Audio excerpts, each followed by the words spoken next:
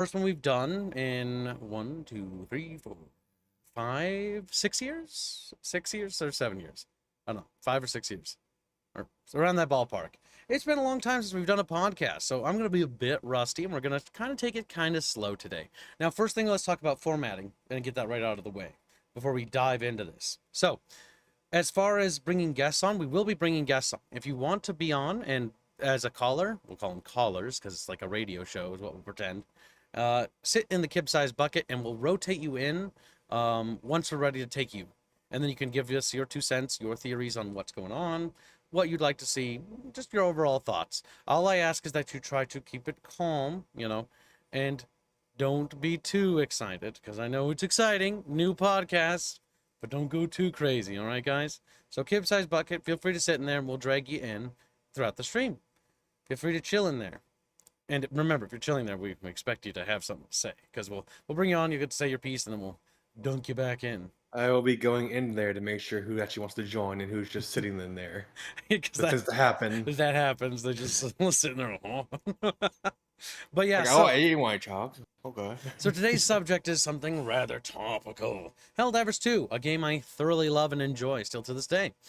Now, what we're going to be looking at is a couple posts here, because this is the most important thing. As you all know, to brief people who are unaware, the PlayStation Network is a controversy because Sony is mandating that Arrowhead introduces the PSN requirement in order to play the game.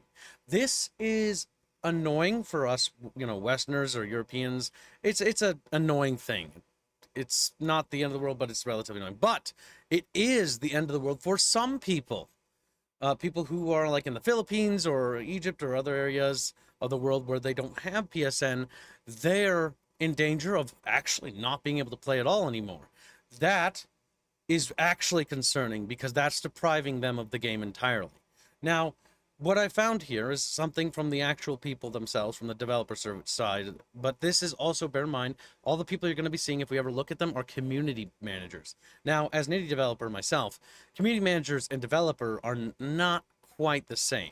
They are part of the same team, but they're kind of like different, like, departments. So communication is essential here, and when things are on fire, things are kind of hectic and crazy.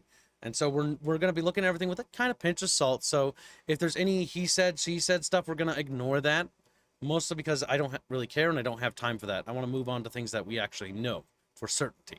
So this is from Spitz. And this says, internal discussions are ongoing about the mandatory linking change. And while I can't reveal details, the response from our dev team has been pretty universally negative. And we're looking for better options. Okay. Now, that's not the most interesting part. The second one is more interesting here. If a better solution isn't provided for players who are in regions without PSN coverage, PlayStation Network coverage, I am assured that we won't be making the requirement mandatory for those players. So, this is actually the most important bit of information right here. They have more or less confirmed now that they will not be forcing or requiring people who do not have the ability to get a PSN account to get a PSN account. So if you're in one of those regions, you're okay now. That is important because they are the most affected of this change. Now, we'll get to the bullshit about the other crap in just a second, but let's finish reading this. I'm assured that we won't be making the requirement mandatory for those players. We're not going to force people to either break Sony TOS or not play the game. So it seems like, and this is something that we did see from Twinbeard the other day, that he was actually looking into it too, because they're not quite happy about it. The dev team and the like project director himself is not particularly happy with the situation. Ouch, right in the review score. Well, I guess it's warranted. Sorry, everyone, for how this all transpired. I hope we will make it up and regain your trust by providing a continued great game experience. The more and more we find out about what's happening behind closed doors, the more and more it looks like it's a Sony-mandated thing. Now, Sony has lost a lot of PlayStation Plus memberships, which is not going to be good for the quarterly report stuff, and that's bad. So them mandating it for Helldivers 2 feels like that's coming from another debacle, which we're not going to really get into. about a game called Stellar Blade due to censorship. Now, everyone's probably aware that Sony likes to censor stuff. But all in all, that's just kind of like more or less confirming our suspicions there. So the big thing here is talking about how unnecessary and pointless the PSN requirement is. We really shouldn't have to do that because as PC players, there's really no reason for PC players to be mandated to sign up for PSN. And it no way affects alleged security for the PlayStation Network because we're not really doing anything with them.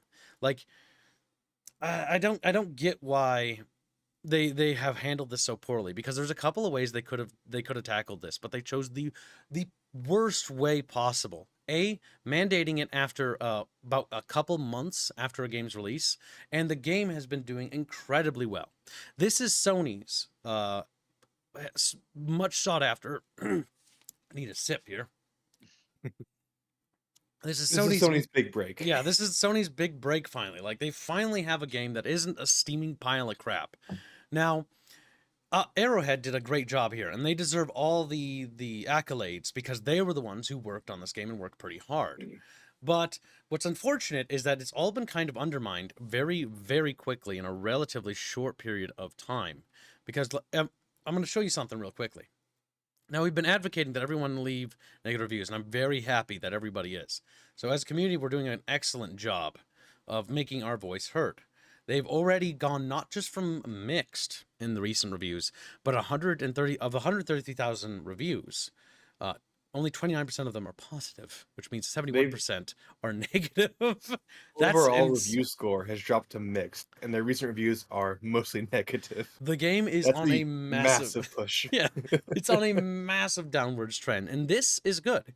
This is actually, unironically, what the developers actually asked the community to do.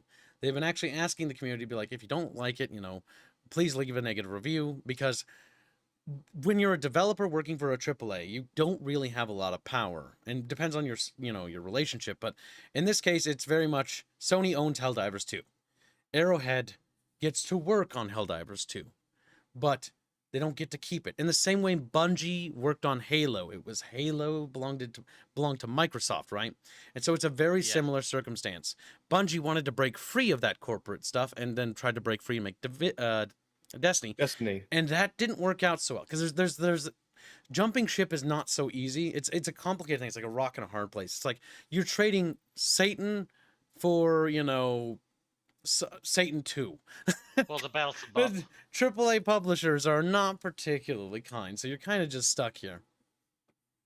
So, all in all, I gotta say the addressing of that was the correct step.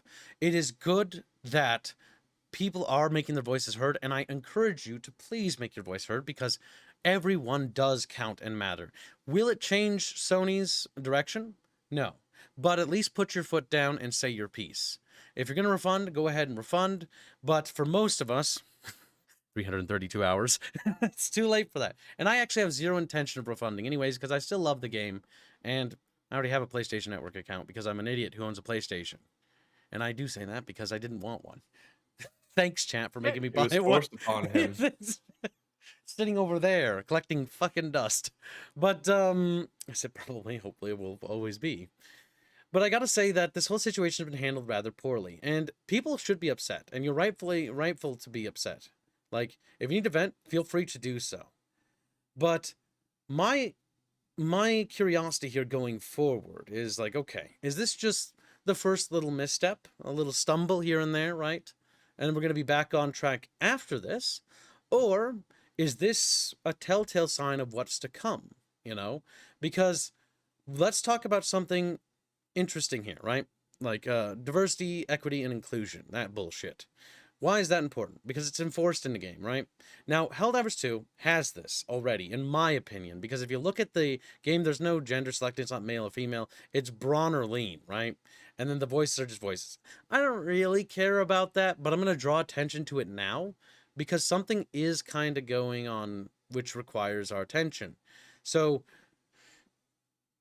will they start putting more forced things in there? Will we start seeing things take, a turn for the worse? Will Sony start mandating, like ridiculous capes of rainbow origins, you know. Is this the beginning of the end? Because this happens all the time. World of Warcraft was led astray by Activision after Activision acquired Blizzard Entertainment. This happens time and time again. And Helldivers was relatively ignored because Sony doesn't like Arrowhead Studios that much, and honestly, they sort of just don't really care about them. They left them with like old engine stuff and barely any resources. So now that they're successful, Sony is now swooping in, right? Shoving them over. The guy who just won the medal and is like, look at me, this is my medal. You know? And that's my concern. Because the PSN thing is a concern because of what may come in the future. This is not... The PSN thing's not going to break me of the game, but if it makes you leave the game, then, you know, fair enough. We all have our things that are, you know, the straw that breaks our back. For me, it's rainbow flags and focusing on silly things that are contemporary politics. That's just cringe because it just... Immersion breakers are the thing that I just can't go any further with. Jordan Brown donates... relevant to the game. Let's get through some supers here. So I want to stay on top of this. Jordan Brown donates $10. Says Sony are censorious bastards. Yes, bastards. Yes, they are. Sadly, I don't know why. Like it's like they don't want to make money. We got the agenda, I suppose. Who thought that they could pull this shit right after Stellar Blade? See, I don't really care about Stellar Blade, but now I'm actually looking into that thing because it's affecting me. Only it's like, you know what they say, the rolling stone has finally landed upon Kibbs. It has crushed me. Pull this shit right after Stellar Blade. The only ones more censorious than them are Visa and MasterCard. Fuck you, Disney. You little weeb. Thank you for your donation. You're a user. Nice to see ya. And his donate to us say, hello, Kibbs. Been a while. Keep up the good work. It has. I hope you've been doing all well. All right. But yeah, so how do you guys overall feel about this, like, whole debacle? Everyone's respected to their opinion, so let's start with Fairbear. I'm going right to left. I think that's just another case of corporation just being greedy and mismanaging. Yeah, I think So that's just what you said. Yeah. Oh yeah, they finally got the Halo killer. Yeah, I made a real life thing comparison to this earlier. It's just like communists just, oh, you're successful, and have that over here.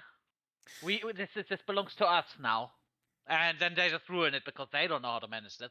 Yeah, like Sony is just it's honestly infuriating. Like I try not to think about it too much because I don't want to get too like cranky stream start screaming, but like it's agitating because this game, I love this game. This game is my favorite game of this year, and actually my favorite game of the decade.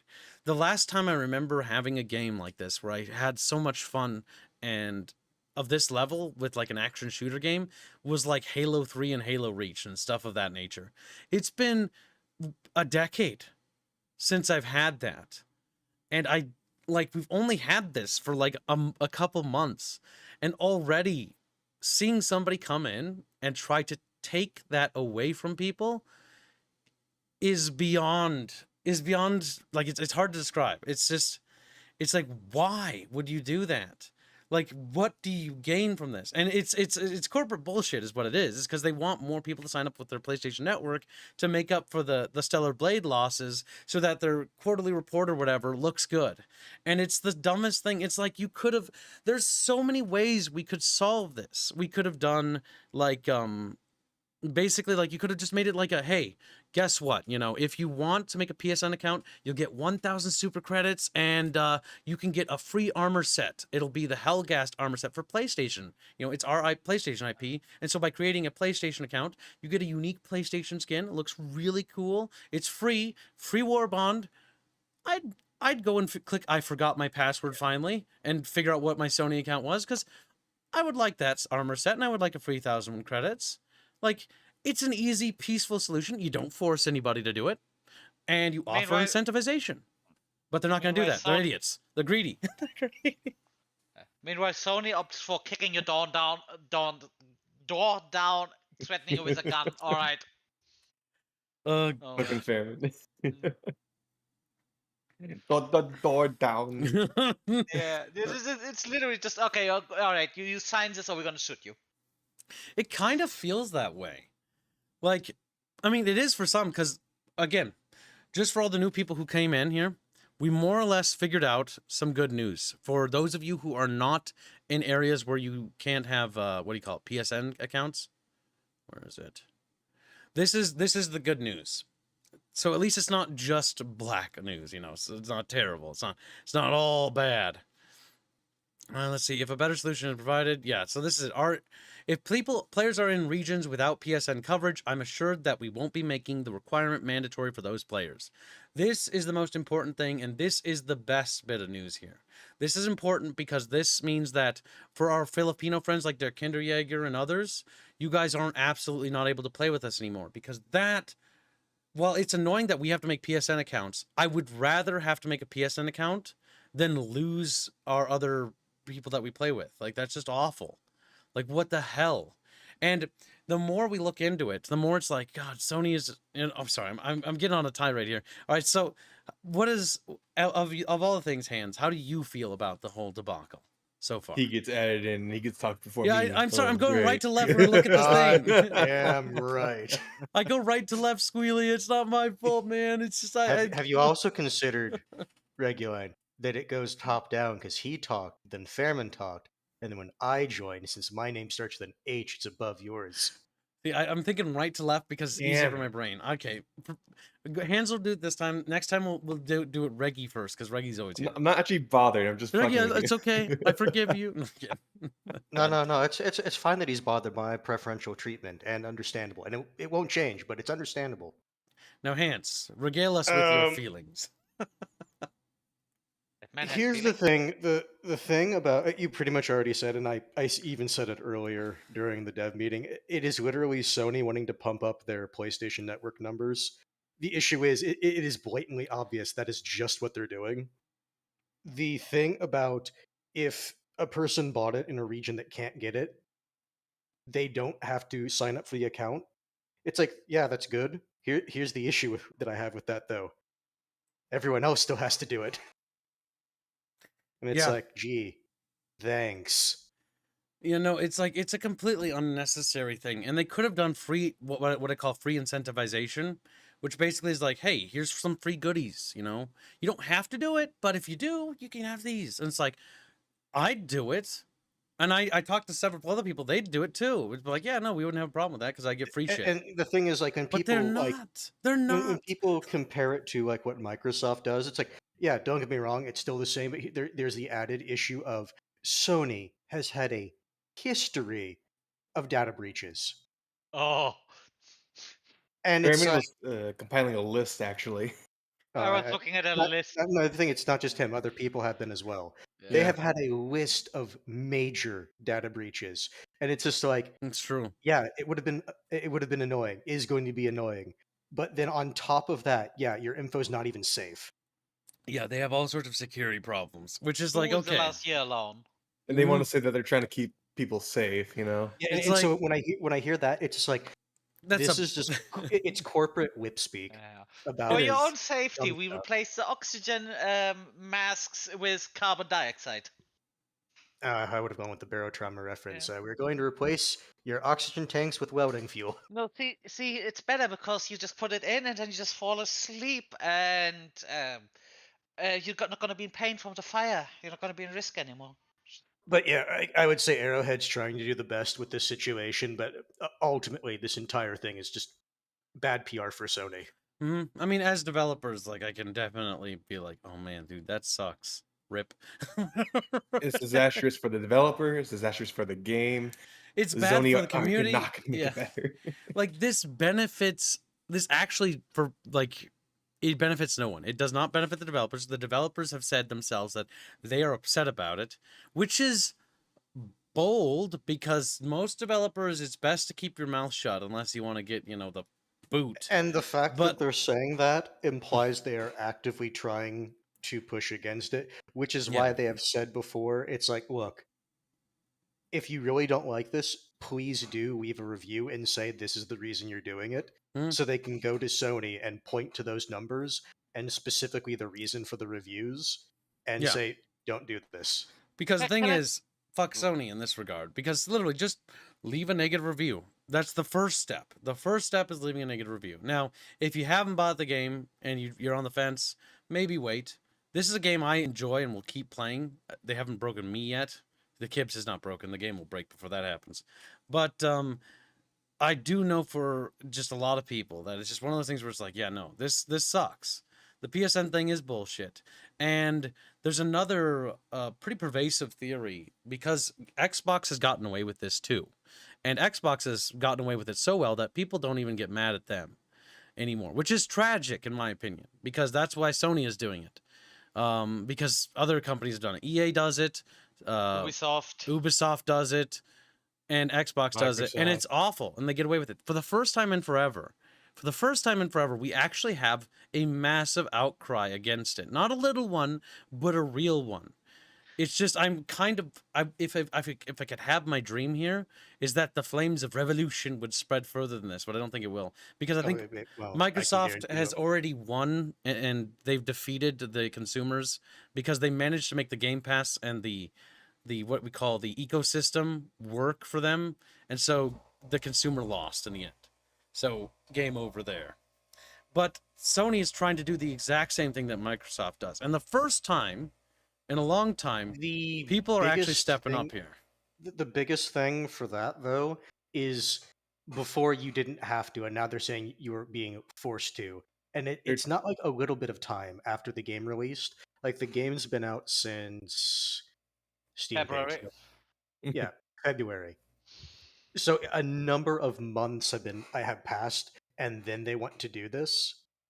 I think that's one of the big reasons why people are getting so like up in arms about it. Well, yeah, no, the big thing is like, okay, so had they done this initially on launch, people would have been upset. But they did it 2 months after launch.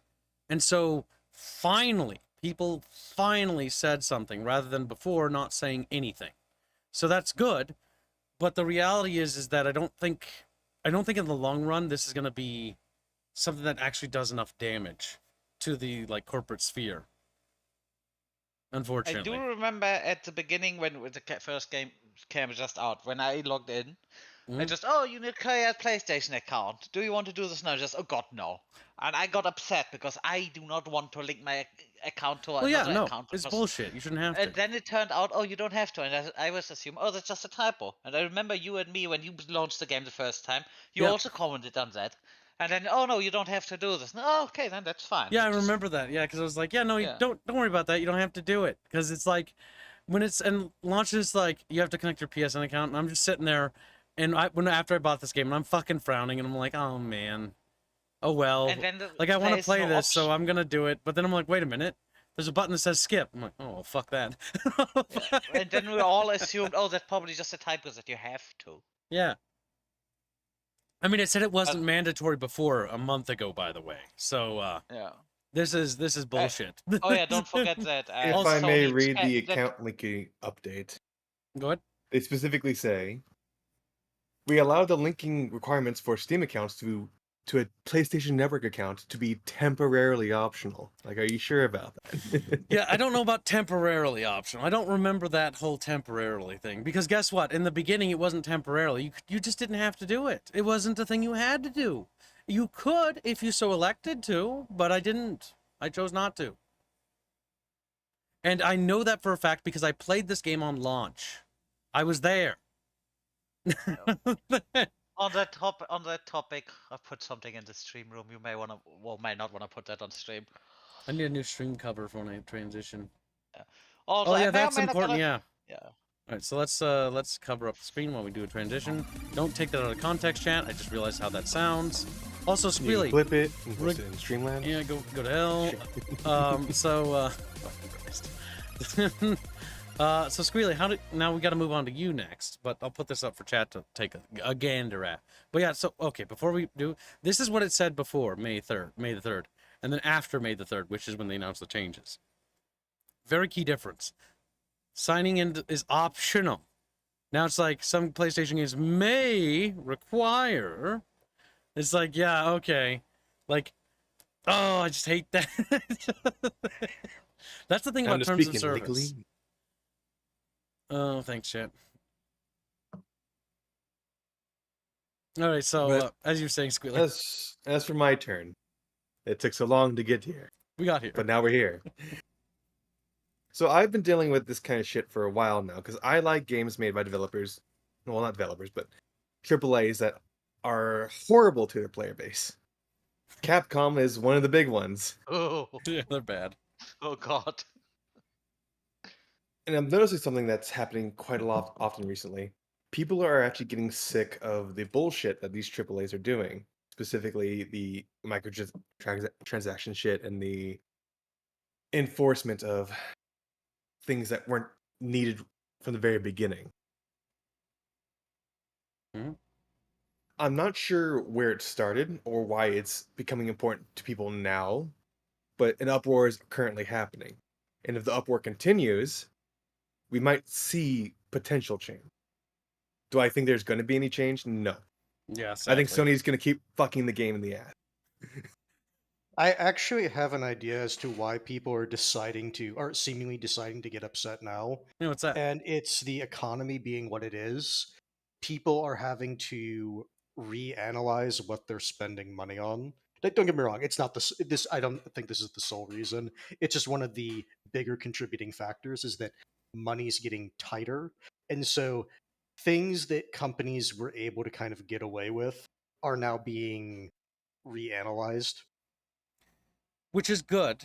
I mean, that is good. This is okay. I know this is awful, but Sony doing this might be a good thing. Not because of what it is, but because of how many people are finally like, Jesus, I'm sick of this shit. And they're like, I'm going to take a look at this crap. And they're going to actually stop just, being like, oh, it's just one thing. Because even for me, like, if it was just a PSN account, I'd be like, yeah, whatever, it's just another bullshit thing. Because Microsoft did this to me before when we bought MCC. You have to have your Microsoft account connected. And it's like, oh, come on, really? Like, I just want to play Halo game. Like, why do I have to fucking connect my Microsoft account? And they got away with it. Ubisoft did the same thing. And it's like, I want to play NO 1800 because it's the only good game they have. And it's like, gotta have Uplay installed. It's like, fuck. Like, come on. And then Command & Conquer. Command & Conquer recently, EA re-released all the games on Steam, and I was like, fuck yeah, I'm gonna buy them on Steam so I don't have to play EA Play anymore. Bought them while they're dirt cheap, and then played them, and I'm like, wait, why is EA Play running in the background? You son of a bitch! You son of a Literally Yeah. just running. See, You just bought the game again, you fool. They all See, do it, and we need to point it out, because now that people are looking at it, it's not just Sony. There are more villains here than just I Sony. think one of the reasons why Sony's getting a lot of attention because they still actively have the whole Stellar Blade thing going on. Oh, God, People yeah, are pissed true. at them for that, Mhm. and now they're doing this. And those are the two big things currently: the whole Stellar Blade controversy and Helldivers is very popular, and that mounts up. And they probably panicked a little bit, and now they're just sitting there. Like, And I'm gonna get a little bit conspiratorial here, and because they probably also go, oh, Helldivers, now that's a lot of money to come back to the whole this is our Halo killer, and maybe they just hope that this is gonna blow up in Arrowhead's face, and then they can just take this thing over completely because there may actually be things that they are not as much in control of Helldivers as they like to, and they're just trying to kill the studio and take over the entire thing completely on their own. It's just me being conspiratorial though, so I mean, not the honestly, first time that happened. yeah, no, that hasn't.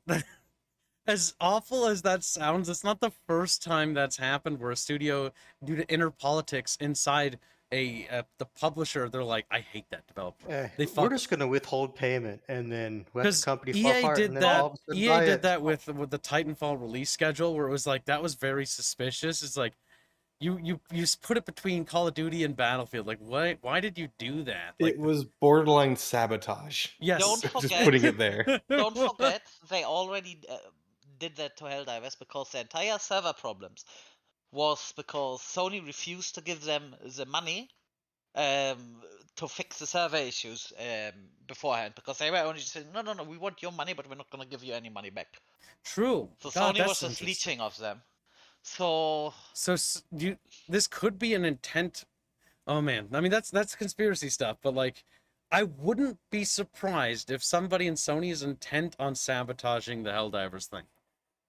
But that So they would can be because take the developers and put them elsewhere. they either take the developers and put them elsewhere, or take Arrowhead off of Helldivers 2 so that Sony can put one of their pocket studios on it. Because as far as I'm aware, and correct me if I'm wrong, Arrowhead is not basically, what's the word, like one of their pocket studios. From They're- my understanding, they're able to make they their own just stuff. have it- more of a contractor. Yeah, contracted to They it. just have an agreement with Sony, and then Sony's doing the publishing. I And so think, right? maybe by tanking the reviews, they could make them sign a tighter deal to keep a tighter leash on them, right? It's like Microsoft didn't tighten the leash around Bungie's neck before Bungie left, because they didn't care too much, because they were like, oh, we'll just make 343 and Now we they'll, got they'll make it, 343. and they're fucking trash. Terrible. I mean, to be fair, Bungie probably would be in the same boat nowadays, but Oh my gosh. All right, let's catch up on supers before we fall behind real quick. Spider Pig. Before you do that, Oh, go I ahead. will say it's funny that EA is doing a better job than fucking Sony is at this point. That's awful. I'm saying the thing I said earlier, where just years ago, I remember the good time where everyone just hated EA, got voted worst company in America multiple times in a row, Yep. and everyone hated them. Everyone just don't do business. And nowadays, everyone just, we want to be just like EA, and EA just, yes, please, because EA probably just happy that they finally are not getting constant shit because everyone else is fucking worse than them. See, it used to be, Well, it not could be everyone, worse. but- At least you're not EA. But now it's, well, you're a publisher. You're just terrible now. You're Oh my god. All right, let's do these. Spider Pig, donate generous $2. Say, Reggie, put my super sword in the Empress model. Hashtag prep. You can't do that yet. We haven't reached the daily quota. No, we did. We did a We while did? ago. I just didn't mention it because we were on a tangent. Oh, we did? Well, not tangent, on the topic. Great job, chat. We made the quota. You may now donate for the new model so that I stop looking like a slut. Thanks. You will always look like a slut. Don't lie. Spider Pig donates $1 to say, hell, I'll align myself with the squirrel over this. Not Bucky. Welcome aboard, James. F Press, it's been a member for 18 months. Thank you for your long-time support. Somebody gifted me a membership while I wasn't around, and Kibbs wasn't even streaming. Thank you, Unsung Hero. It might have been Heretic. There was a huge gifting of memberships. We have 1,000 memberships out right now. Ridiculous. Thank you very much, guys. Spider Pig donates $10. Say, I will align myself with the lizard to fight Sony on this. Heck, I'm so pissed off about this. I will even call the stupid lizard a wyvern, just so this alliance will work. So Draconis, the wyvern, Yin. Well, remember, we forced him to change his name to Yinglis now, so he's Yinglis the wyvern. Brian donates $5 saying, we need more indie hits that don't need no publisher. I love how that's worded. To go supernova in strength. We need them to get Kibbs strong and defy publisher necessity. Yes, honestly, publishers are... I just hate publishers. As an indie developer myself, like, no. Like, the idea of losing control of your project, your passion, to some corporate fuck who can just come in and fuck it over. Like, this is case in point, the thing I complain about, that terrifies me. That's why, like, investors and all that, like, no, I say no to that, because, like, I don't want some corporate schmuck or somebody who doesn't care about it and just looking at, like, you know, line go up in numbers and crunching. That's soulless. Like, that's not what gaming's about. Like, yes, games are about making good games and having profits. Of course, that's a win-win, right? A good business makes great games for consumers. It's good capitalism. But corporate suits being absolutely trash about this, like, Jesus. Oh, my God. The investors and all that. No. Also, this whole thing just shows that those people in charge of corporations are absolutely incompetent, and PR is pretty much dead, because all in the current climate in general, all a company would need to do, not even a big company, just, all right, we commit to very simple things and stand by that, and just not doing big things, just not doing certain things, and they will get a massive amount of goodwill and stuff. But no, that's too complicated. We can't not do things. We need to do things. The easiest things is not to do something. But for those people, nah, that's too complicated. It's just fascinating. I mean, it is. I mean, the whole situation is just absolutely cancer of what's happening. And this is and this is probably why we have so many conspiracy theories, because it's not that hard not to do something, and yet all Well, of the these thing is, companies like, fail. right? So when it comes to these conspiracy theories, I'm hearing about this stuff about Sony being evil and doing evil stuff. It's like a part of me is like, okay, like that's a little bit out there. But then I think about the ET thing where they buried a bunch of ET games in the desert, and I'm like, I thought that was a not mismanagement. I thought that was a joke or something, and that Yeah. turned out to be real. So Yeah. They found it. yeah, That no, wasn't a joke. you know, they're, But they're again, that really was just buried in the desert. Yeah, but again, that was just mismanagement, and malice definitely different. I don't know, man. Sometimes the lines are blurred, man. Yes. Their minds are blurry. But there's that old saying. What was it? Never assume malice if it can explain with incompetency. This or is something like something I think we should also talk Malon's about. razor. Mouse Razor, yeah. Yeah. But the one thing that I think is also important to point out here is that as time goes on, right? When Sony was first around, they made a lot of games, you know, PlayStation 1, PlayStation 2, their golden age, PS3 and stuff like that. They had a lot of games that people respected, like Little Big Planet, you know, Crash Bandicoot, and a great rotisserie roster. A great rotisserie. The great Yeah, you know, rotisserie on of the- games, yeah. And so they had a lot of great games, right? But as time goes on, my theory is that as people get old, the people who are passionate get old, they become senile or whatever, they want to retire, more than fair. But the people who come up behind them, the next generation, are people who are riding on the coattails of the great ones before them. And they don't respect the work that went into building this empire. And so they let it crumble. It's literally just Rome, is what it really is. It's just repeated on a micro scale. Because this happens with studios all the time as well, where you'll have a great studio that made awesome games, like Relic Entertainment made Dawn of War and Company of Heroes. Now look at them. Trash. Like, I look at them and I'm like, they're just garbage. It's like a disgusting, like, icky thing that doesn't look anything like what it once was. It's tragic. Now, you don't always see that, but this happens as time goes on. And I'm wondering if, like, this rot, I guess we could call it, has gotten so bad within Sony that it's now absolutely bleeding over into all their, like, other studios. And the more you look into what Sony's been doing recently and the fact that their recent PlayStation stuff just isn't doing very well, the more that seems like that's actually true. Like, a lot of these games that used to be good or great are being dragged through the mud. Like, look at The Last of Us Part 2. Look at, like, that one with the chubby face girl that looks like a dinosaur that often gets, you know, used in memes with that fat dude. I don't even remember the name of Horizon Dawn. Horizon Dawn. Yes. Like, these I was games about to are say okay, Event Horizon, but like Chubby a lot of them are losing that flair. And as time goes on, I feel like they're also being forced to insert like various agendas from other people. And it's like this mentality of trying to tear down the legacy of what was great before, right? You can't have attractive characters anymore who look pretty or beautiful. You can't have, you know, you can't have honest business policies. Now, Kips, because you brought that one up earlier, Go for it. a Crash Bandicoot, because Sony probably was always retarded, because I saw an interview from one of the Crash Bandicoot developers earlier, and they were talked about if Sony would have had their way, Crash Bandicoot would never have worked, because Sony forbade developers to use certain things. That's because true. This is reserved. We don't want you to do this, and they did it anyways. And Yeah. it didn't work. Corporate So- bullshit. Well, Yep. okay, so no, I'm not super, because I used to be more familiar with what Sony was doing way back when I was a little kid, because I'd read all the magazines and stay up to date with information.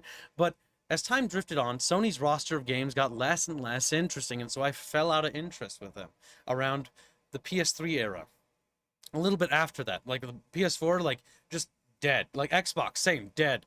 I had no more interest in their IPs. It's like the 7th generation was the golden age for these consoles, and that was the end of it, because the 5th gen was amazing. It was PS2, Xbox original, like the GameCube, just some fucking amazing systems with some excellent rosters, not rotisseries, and they were awesome. They were absolutely awesome. I love those games to this day. I have them on my wall. I love those systems. And 7th gen, you know, the Wii, fun games, the PS3, fun games, Xbox 360, I thought stole the market and for 7th gen. But then I think about 8th generation. What? Like, Are we already on the 8th? no, we're I think past. I don't know. Like 8th gen's like PS4, so we're on like 9th now. But like, I mean, What's the current generation of console? I mean, one I thing- know, but that's where I stopped like following it because like their games just don't seem interesting. They don't really want to make them interesting, and they have this obsession with killing the past and trying to undermine things and trying to disrespect the fandoms and disrespect the communities that they had built and tear it down. And this is sad. Yeah, I mean, Sony never really had any standout games on their stuff, right? As in, right, Microsoft with Xbox had Master Chief. Nintendo has lots of standout stuff where you just immediately associate characters, just like Mario. But Sony yeah. never had that. I mean, did Sony they? had some No, things. Sony did have that. Actually, they had- had they had- Ratchet and Clank. They had Ratchet and Clank, God of War, Jackson Daxter. Jack and Dexter, awesome. Yeah, but they never became Killzone. the face that when you look at them and you just Well, immediately yeah, say That's PlayStation. because Crash was, and they killed Crash. They killed Yeah. Crash, yeah. They killed their own.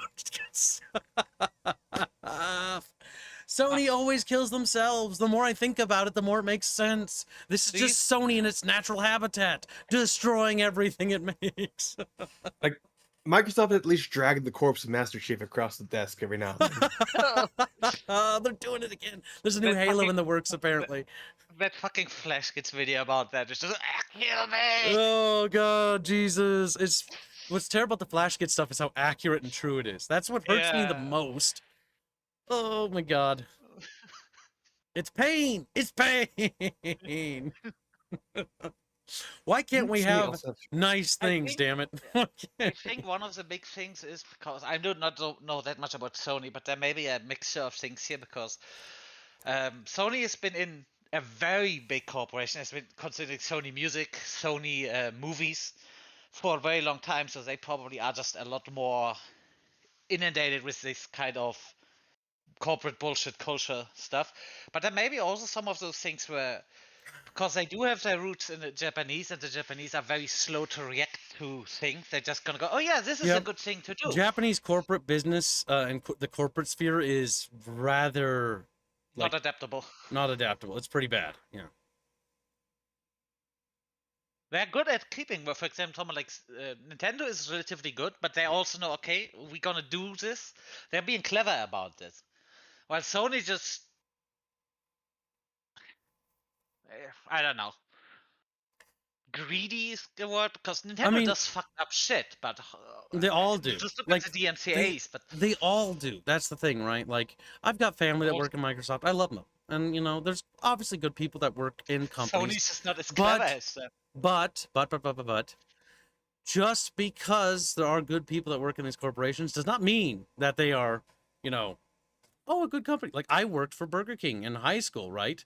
And we had like all sorts of problems with like managers being like awful at their jobs, not stocking the store. I had to like go to Coburn's to buy ketchup because we ran out of fucking ketchup. And I had to buy it with my money. I want to point out that is gross in terms of how that functions. But like corporate mismanagement is something I've experienced for a very long time, on a little level and on a large level as you go up.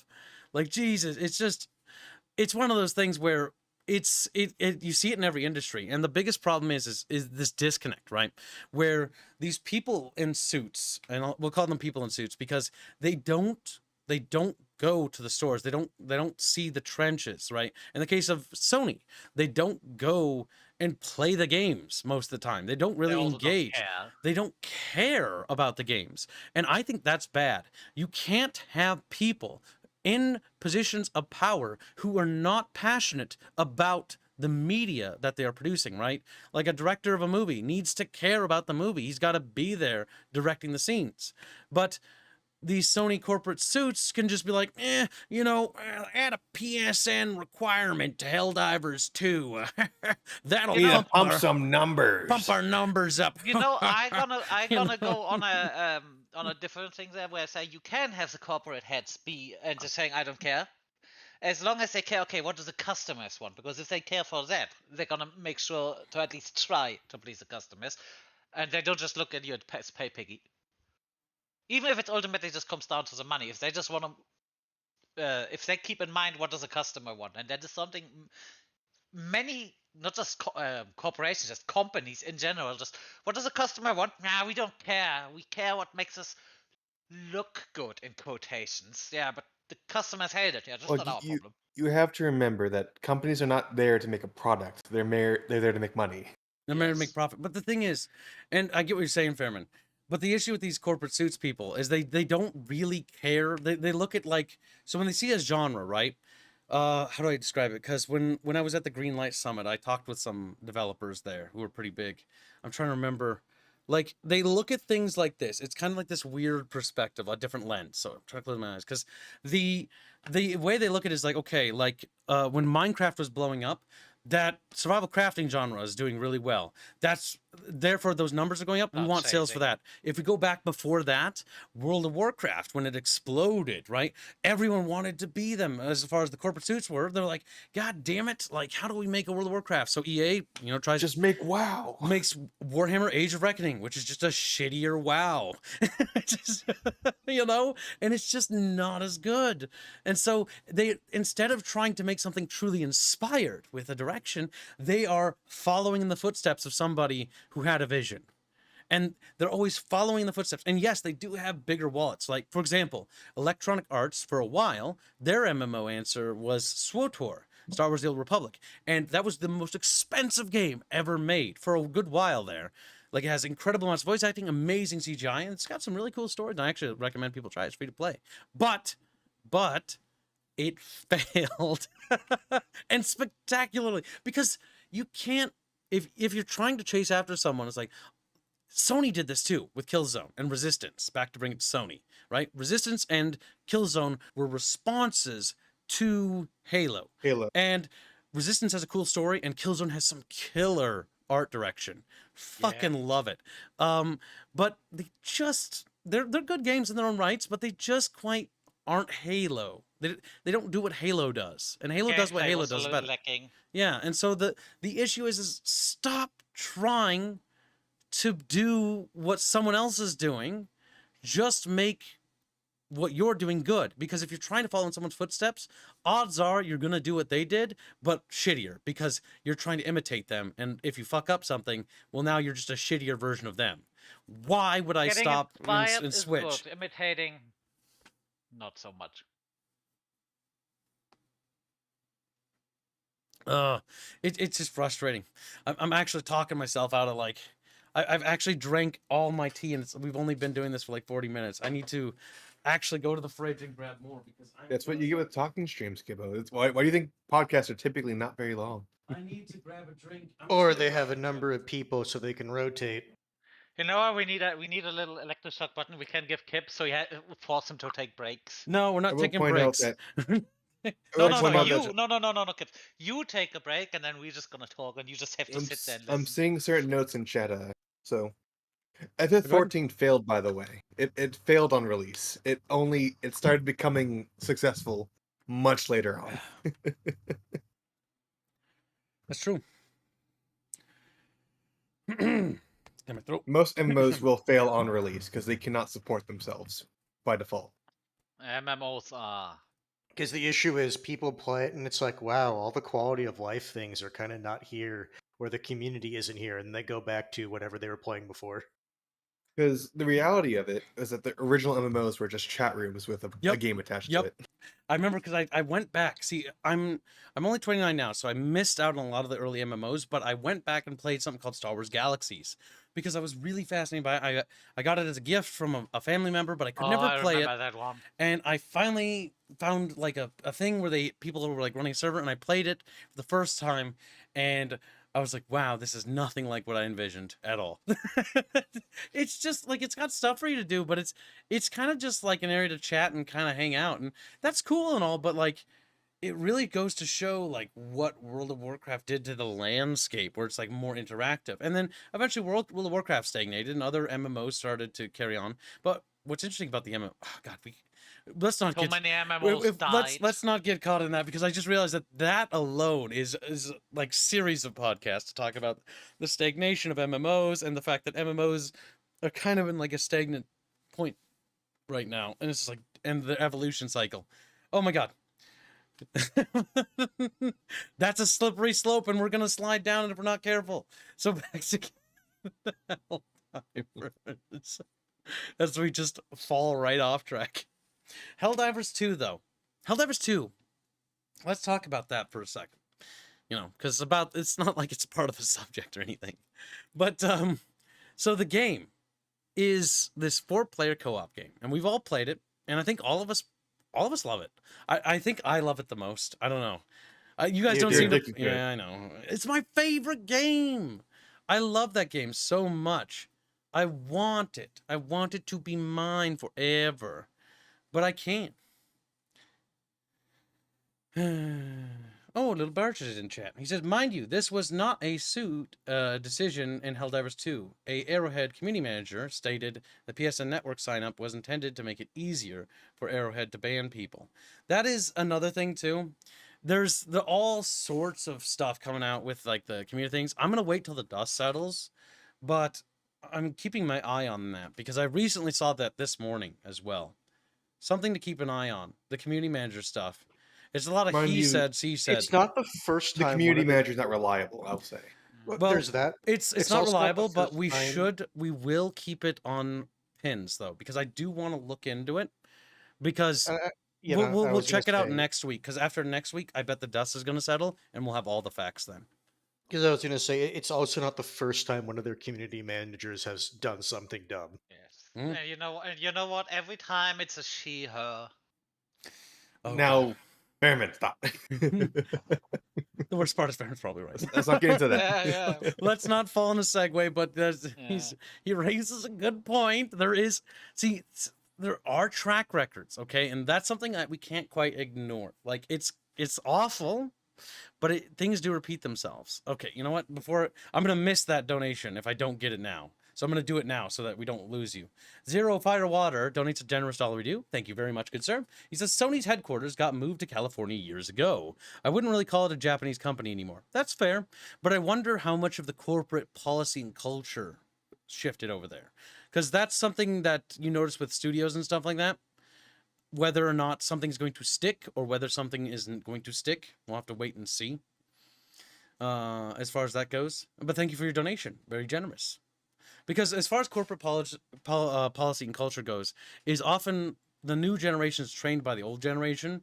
And so if the California branch wasn't really related and there was no crossover there, then odds are they didn't have too much what we call bleed over culture-wise. But there might be some things that have shifted over. Really depends. Also, honestly, like you say in California, it's like it's honestly like when I think about Japanese corporate structure and I think about California, I think of cancer and cancer. You should also read Gunfox's donation on Streamlabs. Gunfox donates a generous $50. Says to the model. Thank you very much. He says also, Reg, pick the other stuff if allowed, and back at you. Welcome aboard, Gojo. Oh boy, are we caught up? Yes, I think we are. Thank you very much, chat. Staying on top. We got to stay on top. An employee is a reliable source. Yes, well, definitely. But I want yes and no, because employees say stuff. Because I work for companies. Well, also, like, what do they have access to? Like, hypothetically speaking. But the reason why we're not going to go into that because this is a quagmire I want to avoid for now because I want to wait. That's what I was going to say. Like, I wouldn't trust. I'm gonna wait the janitor's opinion on something for something at the CEO level. Because we got to see what happens. That's the big thing. And what happens might be regrettable. Might not be something I want to see. But whatever way the dust settles, it will settle, and then we're gonna know for certain. It's literally just gonna be a few days, and we're gonna know everything, and it's gonna be over. And I'm gonna either be very sad to see that the corporate Okay, let's fine. We're going to talk about it a little bit. We're not going to get into it too much because it is a quagmire. But when it comes to the community management side is overtaxed to the point where you have people that clearly aren't capable of handling this many people being negative and yelling at them. And they are breaking under the stress. This much is certain. They are snapping. And that's not professional at all. They should not be doing that.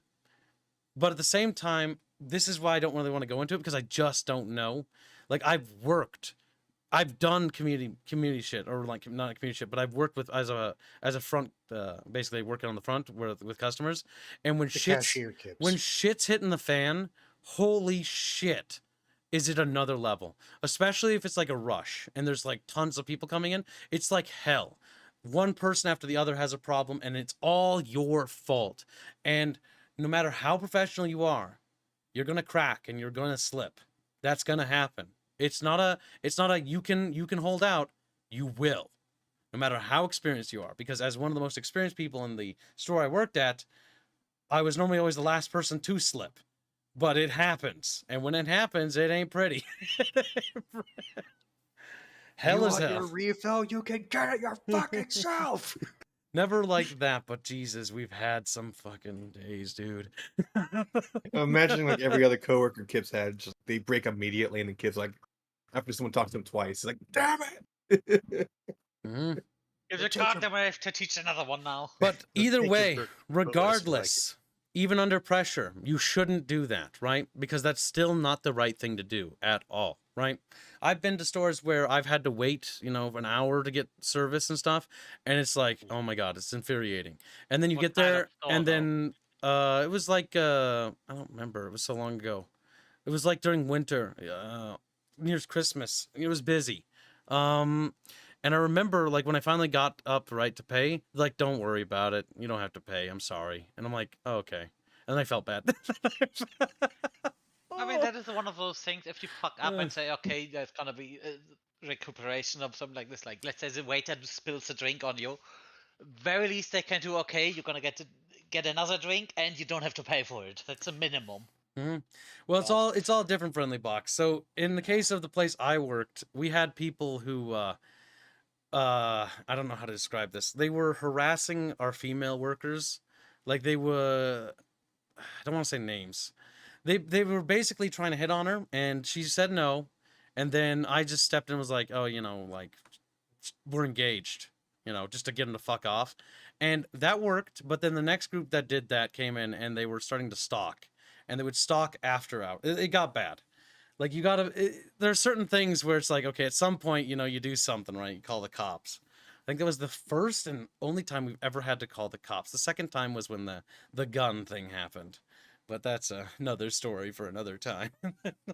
Sven Hallgren donates 50 euros saying, the big question is how much of my Steam info someone is going to be able to access by hacking Crackerjack PS. Yeah, no, that's a serious question. Like, seriously, they're asking you to put your stuff up on a thing that has been hacked not once, not twice, but thrice. Or no, not thrice. It's like a dozen times now. Like, my Sony stuff I get emails all the time from Sony where it's like, oh, we've had a data breach. You're going to have to, like, reset your stuff. And it's like, oh my God. Like, fortunately, I don't have anything attached to those accounts. I don't really care. But, like, if attaching to a Steam account, like, is that something we should be worried about? What kind of information is it going to share from our Steam account to Sony? I think we should be privy to that, don't you? My fucking wallet is connected to Steam, like, my credit card, I don't really want... I've already had that happen once before where I bought, 200 drones. Don't want to do that again. That sucks. I think maybe someone should call Mount Olympus and see if they can get our Lord and Savior involved. Oh my gosh. I don't think Lord and Savior can help. Get Gaben on all that, yeah. Get Gaben to intervene. Almighty Gaben, please step down. We beseech thee, aid us in our hour of need. I mean, it does kind of... I can give you a discount, but I can do that. The I can give you a issue is, discount. I'm just imagining like a South Park caricature where the bottom part of the mouth just actually detaches, or for whatever reason he's Canadian. No, that was from. He moved to New Zealand, I think. Yeah, and he just banishes Sony. Just... I feel as... Oh, hold on. Wolfsbane been a member for 4 months. Thank you for your long-term support. He says, I feel that the reaction to the PSN accounts wouldn't be as bad if the Stellar Blade controversy didn't happen. It's back-to-back bad news for Sony. It is. This is not good for Sony. And you know what? Good. Fuck them. I don't like them after what they've done. Like, the more I think about it, the more I bring myself to look into what Sony's been doing the last few years because I don't care about them. But now I have to because my game's the one being rolled over by the giant stone wheel. The more I'm like, Jesus Christ, they've been mismanaging everything. Their Don't forget, console Sony is... also does movies. That's true, they do. Isn't it? I've not even looked into that. I think that last Spider-Man movie everyone fucking not even hates, just makes fun of is Sony. Yeah, I think it gets made fun of a lot. I'm not gonna delve into the movie shit. This is too much crap. But like, as far as the gaming stuff goes, like they've always had a history of being censorious assholes, and lo and behold, they're still being censorious assholes to this day. Now, Dev did point out some things to us the other day that were rather interesting about the Stellar Blade thing, which is why I'm gonna wait for the dust to settle. But my money is still gonna be, I'm gonna lean negatively towards Sony, regardless, because Sony doesn't really have that. What I would call me wanting to feel generous and give them the benefit of the doubt, because let's be real here. I don't want to give them the benefit of the doubt, and I really don't think they deserve the benefit of the doubt anymore. I think they kind of lose that right. I think that's fair, in my opinion. Yeah. Subtract $10 say, just a minor correction to what was mentioned. Sony, the conglomerate, is HQ'd in Japan. Sony Interactive Entertainment, which handles the video games, is HQ'd in California. The president was recently changed. Okay. Well, maybe this shift in management will see some changes. Doubtful. No, Doubt it. welcome back. And thank you for the donation. Sleptrock is back! You're not realizing it. Oh my god! I'm glad to have you back. Charitability, yes, my blonde friend. They don't get to be, we don't get to be charitable to them. I just don't like them. Like, Sony has taken so many things from me in the past, right? Jack and Dexter. I loved Jack and Dexter as a kid. They took it from me. Ratchet and Clank. I actually didn't follow the new stuff, so I can't really comment. But I really like the God of War stuff, and I heard that they apparently let God of War astray. So, I've yet to see for myself, but man, that sucks. And I recently discovered God of War. Like, actually, like, last year. Rip. All good things come to an end when Sony's involved. Oh my god. It sucks. My biggest concern here is worrying about the future of Helldivers 2, right? This is a step in the wrong direction. It's a leap in the wrong direction. And the worst part of it all is that Arrowhead really needs to get their head in the game here. The director needs to contact community management, like, hey guys, like, I know shit's getting the fan, but shut the fuck up. Shut your little goddamn mouths. I'm going to tell you what you're going to say, and you're going to get your shit straight. Because they need to be held on a tight leash. If not, immediate dismissal. Yep, well, that or dismissal whenever the contract's up. I don't know how their business works. I mean, if you can make the argument there that genuinely hurt the company, I think that is a ground for immediate dismissal. But I think the unfortunate thing here is that I don't like the way the winds are blowing. I have this little feeling in my gut that's telling me, like, it's not good shit. It's not good shit. And so that's why I kind of want to play a lot of Helldivers 2 lately, is because I want to enjoy it while it lasts before they take it away. Or they break it even further. Also, you have cream left. That's my fear. It's like, well, then what do I do? Right? What do I do? Like, nothing. It's gone. Cream Labs from Genghis. You know what? Now, hold on a sec. Genghis donates $1. Thank you for your generous donations. It sounds like the Helldivers may have to be sacrificed on the altars of giving the consumer a voice. I really don't want to lose the thing I love, but if that's what need be done so that we can protect everyone else, then that's what need be done. I hope it doesn't come to that, but in current year, the worst case is usually the most likely. Yeah, that's the sad thing, right? Like, my buddy Barch, you know, he loved company, but just fucking died. Yes. Phil came off, so now he's dying, yeah. Well, hopefully give him some water. But so, like, that's what happened to Company Heroes 3. It just kept getting led astray, and, like, he wanted to believe that it would turn around, and it didn't. And that sucks, and that's bad, and that shouldn't have had to happen. And now I feel like it's my turn on the chopping block, and I don't want to turn on the chopping block. Can we skip me? The thing I like, Can we skip and move on? Like, let's go back to Halo. Like, Halo's trash. How about that get fucked over again? We move back to Warhammer. Warhammer is already trash. It's making it worse. No. No matter what, in its current state, I really enjoy the gameplay of Helldivers 2, and it's my favorite game still. But what it has done and what it is doing is just the same shit that we saw before. It's not good, and it's worse than what Microsoft did with Master Chief Collection. Master Chief Collection, when Halo launched its Master Chief Collection, they forced you to make a Microsoft account, and you had to have it logged in. Now, at the time, I already had a Microsoft account, just like I already have a PSN account. I don't really care, but it's one of those things where I really should have to do this. This is absolutely unnecessary, and it really doesn't help the game in any conceivable way. And what do I get compensated for my time? Do I get a unique skin? Do I get a discount on some super credit things or something for going out of my way to do this? No, I get not even a head pat. They don't say thank you. They're just like, You got a gun to your head. good job. And then like, they whisper in your, they lean in, they whisper in your ear, like, bitch. That's what they do. They're just assholes. I have a perfect solution. It's stressful. What? I think Helldivers should be published by D3. D3 publisher. Those are the guys that publish for Sandlot. Sandlot's the guys that make EDF. I just want them to get together because imagine what they could do. D3 publisher doesn't have a lot of money, but Earth Defense Force has been doing really well every year.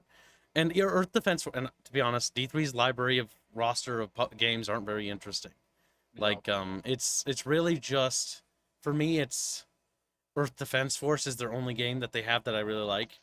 Earth Defense Force, if you're not familiar, is basically like Helldivers, kinda. It's 4 players, but it's Japanese and it's like against giant monsters and stuff. It's pretty fun. I do recommend it. We could get Check it out. SEDF, Kips. Super Earth Defense Force. Super Earth Defense I want Force. that. I want They that. just poach all of the fucking Helldivers team. Oh man, see, I just hope that no matter what, like, okay, if Helldivers tanks, I just hope that Arrowhead comes out and is able to keep making games, because they have proven themselves to be not only a competent developer, but truly inspired. Like, when it comes to not necessarily, like, did they broke new ground? You know, did they break new ground? Not really. But they did take ideas and refine them in such a way that created something truly special. For the first time in forever, an extraction shooter that's not just Left 4 Dead.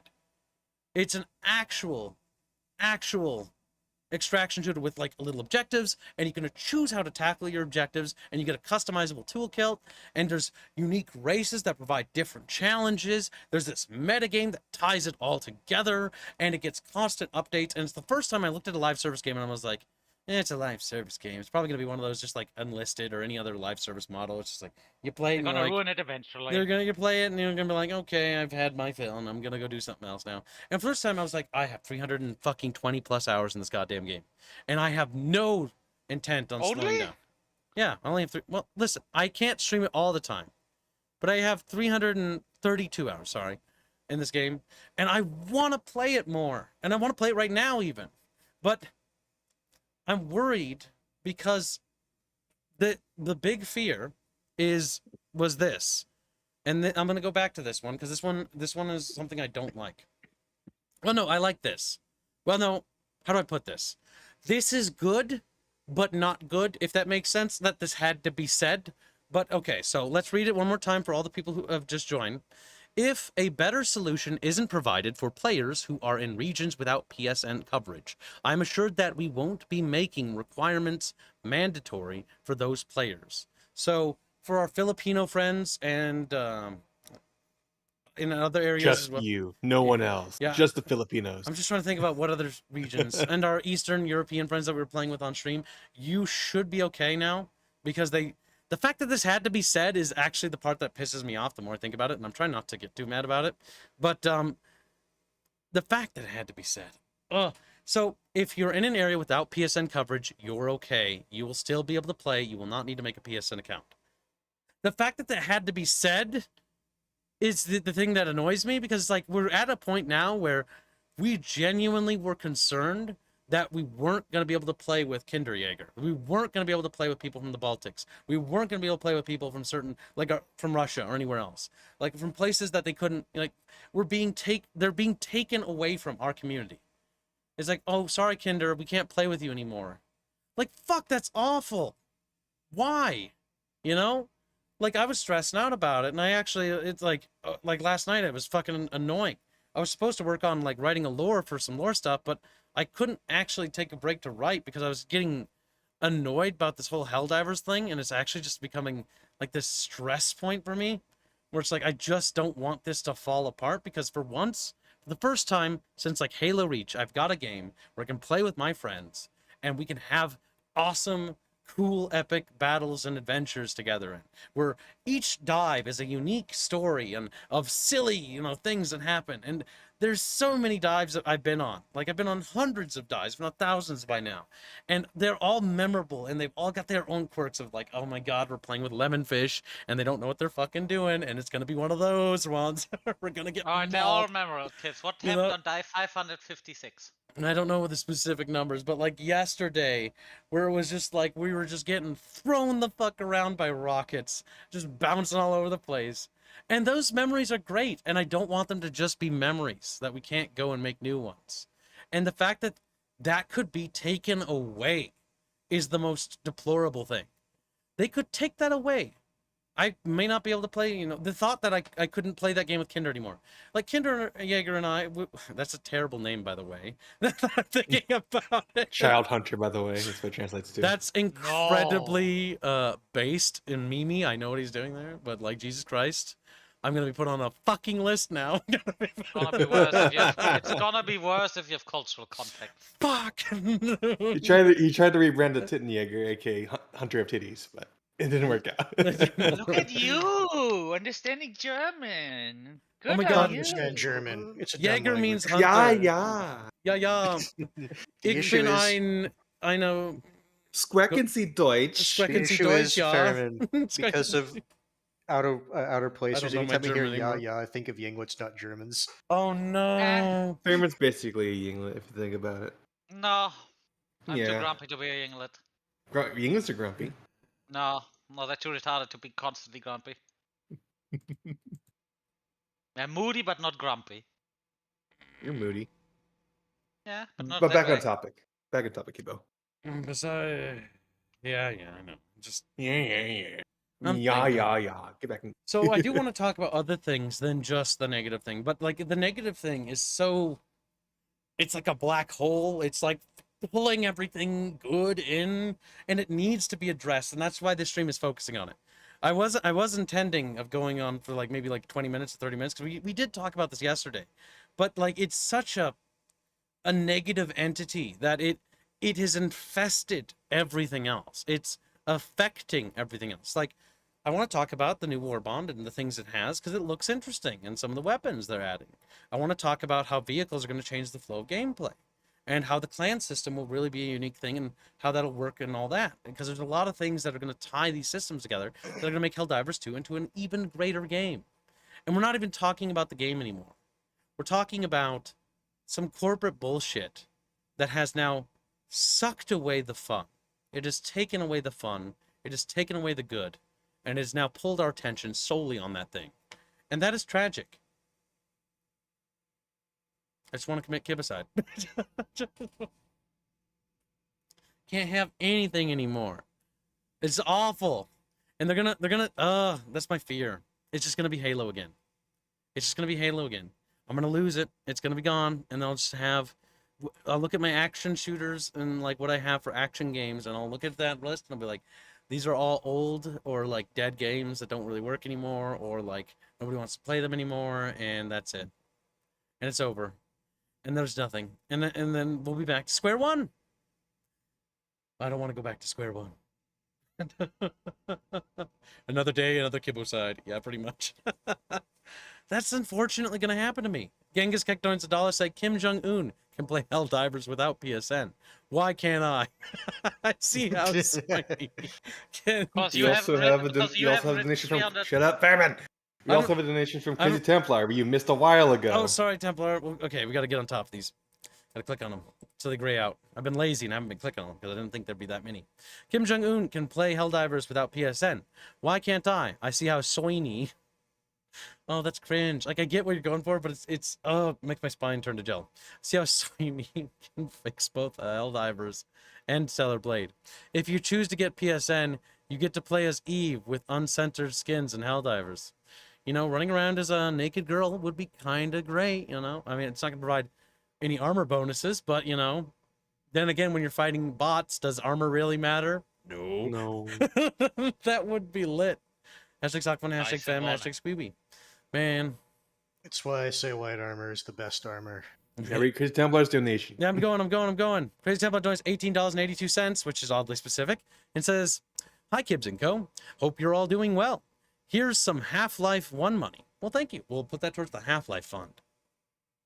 Gola said, oh my god, no. Gola, don't bring that up. Oh, shit. He brings up, no. Oh, I forgot about that. Oh my god, how did I forget?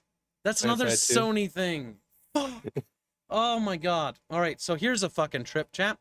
Don't forget about PlanetSide 2. PlanetSide 2. What I always wanted a Battlefield game to be game. It was awesome. It was amazing. Massive armies and tanks and infantry charging up and attacking fortresses in 24 hours MMO combat and a 3-front war that took place on various continents on a weird planet.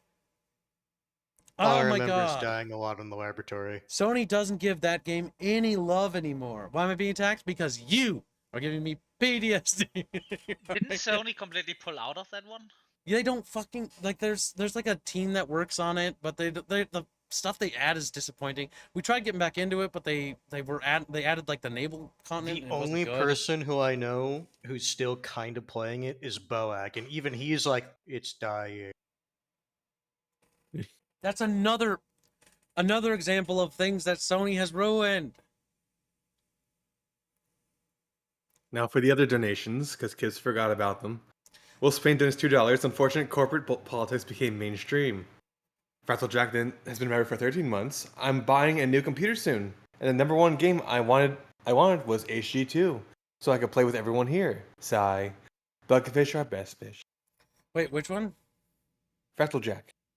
I missed that one. Oops, sorry. Yes. AC107 donates 2 Kanaki bucks, and is this another case of Barch was right? No, Barch wanted the game to die. That's Yano true. donates 25 PLNs. Look at Bino sitting in the kib-size bucket, abandoned and forgotten. Sad, truly. Well, we're gonna. Okay, so if you want to, That's the collar bucket right now. So the collar bucket is the kib size bucket. If you want to be brought in, when we get closer to finishing all our points and our subjects, we're gonna move on to the collar section of the stream, which is where Chatfish can come in and actually say their piece on the matter, and we'll bring you in for each like 10 minutes, 15 minutes. You have to have been a member for a while. So if you're also new, a reminder, we're not gonna let you in right away because we name- don't trust you yet. Your name on Discord has to also be YouTube appropriate. You also have to have been a member for a while. So new people, if you want to be in a future bunch cast, if we do more of them, if people like this stuff, then we'll do more. But you need to pop into the Discord and be a member for a bit. We always go in after stream. Most times we go in after stream to hang out a little bit. And that's a great way to get to know us and actually get to meet us. And so we can also get to know you, because I want to be sure we bring on people that aren't here to cancel us. As in, also just the thing of sabotage the stream. asking questions in bad faith. Well, yeah.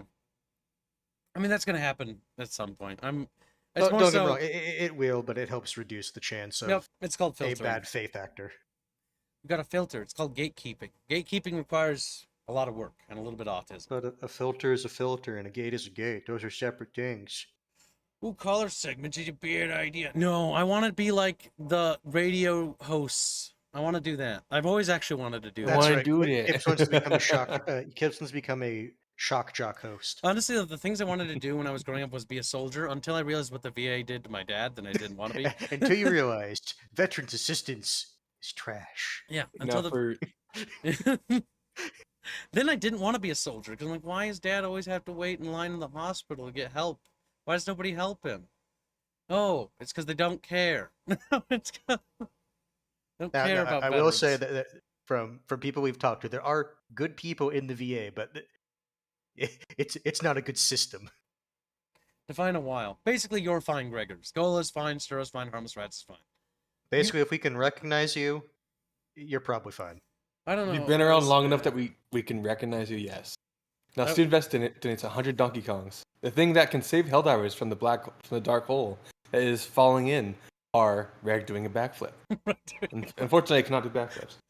Chris Dublin donates $12.55. Sony cannot help but kill any golden goose they find. Half-Life 1. Thank you for the donation. For those who are new, that means he's putting it towards a fun goal. Yep. So I thought you were about to explain where the phrase "golden goose" came Hashtags are from. for No. donation goals. If you want to know what they are, you can join the Discord and scroll through them in the Bickering Bunch discussion section. Bear in mind, our Discord is for adults only. If you're not an adult, you're not allowed Or in. children. Or man-children. We have enough man-children. We have We have enough man we babies. only accept man children. You have to at least be a man child, no man babies. Oh, Man Also, cop. to, man to cups. answer your question, for someone who said earlier, I will still be playing Helldivers 2. So if you bought the game and you wanted to play with us on stream, we will still be playing it. I'm not going to give it up yet. And if it gets really bad to the point where we get to that point, I will let people know in advance. Then we'll have a goodbye stream. And it makes me sad to even say that. But that is my plan. I have plans for that, should that ever come to be something we have to do. Gunfox, yeah. hold on. Gunfox $10 say, "Oh God, don't get me started on the VA." Oh yeah, I know. We have a lot of veterans in our audience, and yeah, no, Or active military. it sucks. Also, for the new model and reg, pick the rest if allowed. Well, it can go to Have anything been. without overhead. Like, I can see Bill your Conference last. Fund. Yeah. I can see your last hell dive in my head. Like you complete the objective, you call down the pelican, and then you just make sure everyone just salutes the pelican, and then no one leaves, and then that's the last. Yep. Oh, don't say that. That actually makes me sad. Oh my God, I actually felt my you know how your nose tingles if you're gonna I love Helldivers 2. I don't want to have to do that, but if the game becomes unplayable, then it's unplayable, and there's nothing we can do about it. Sad. Sorry, Kibbs, I already refunded my copy, says Gola. Well, don't be sorry. You do what you want. Your money, your call. can you do that after more than 2 hours? Oh, I assume he already, bought her. I refuse to let Snowy me like this. No. Snowy. That's more than fair. No. I respect your decision. But I, however... Well, I can't, and B, even if I could, I don't think I would want to. Not yet, anyways. I'm gonna take the girl out for one last dance. That's so sad. Stop it. Let's stop being sad. Let's be happy. Oh my God. What would you want to be your last mission type? Shut the fuck up. Blitz. Blitz is the worst one, so it'll be the most annoying. An evacuation, old school evacuation. Oh no. No. No. Evacuate the Helldivers players. No, Fairman, because you weren't paying attention. The very last thing he has to do is you complete the mission, Pelican comes down, and then everyone salutes the Pelican, but then no one leaves. And then the implication is they stayed on that planet for the rest of their lives. They're done. However long that time may be. Oh yeah, I can pull that up for you, Suckrum. You also didn't add Chatfish to the screen, by the way. Oops, sorry. This is the before the May 3rd thing. Here. I'll have it up here, and if you want to pause it, if you want to take a screen cap, and then I'll put it lower there, so you can see the whole thing. This is the change thing, the bullshit thing. That's what it is. See, the worst part is having to connect a PSN account. It's not like a deal breaker for me, but forcing people to do it is like, why would you do that?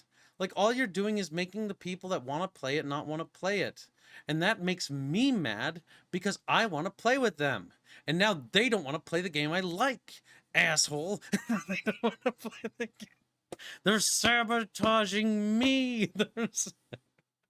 Jano donates 25 Polish bucks to say, okay, new rule. Next time Hans visits, his arm wrestles Kib. Kib must be fitter and fitter and fitter. Hashtag Sockfun, hashtag FitFund, hashtag Kenchi. Thank you for the donation. Nenchi.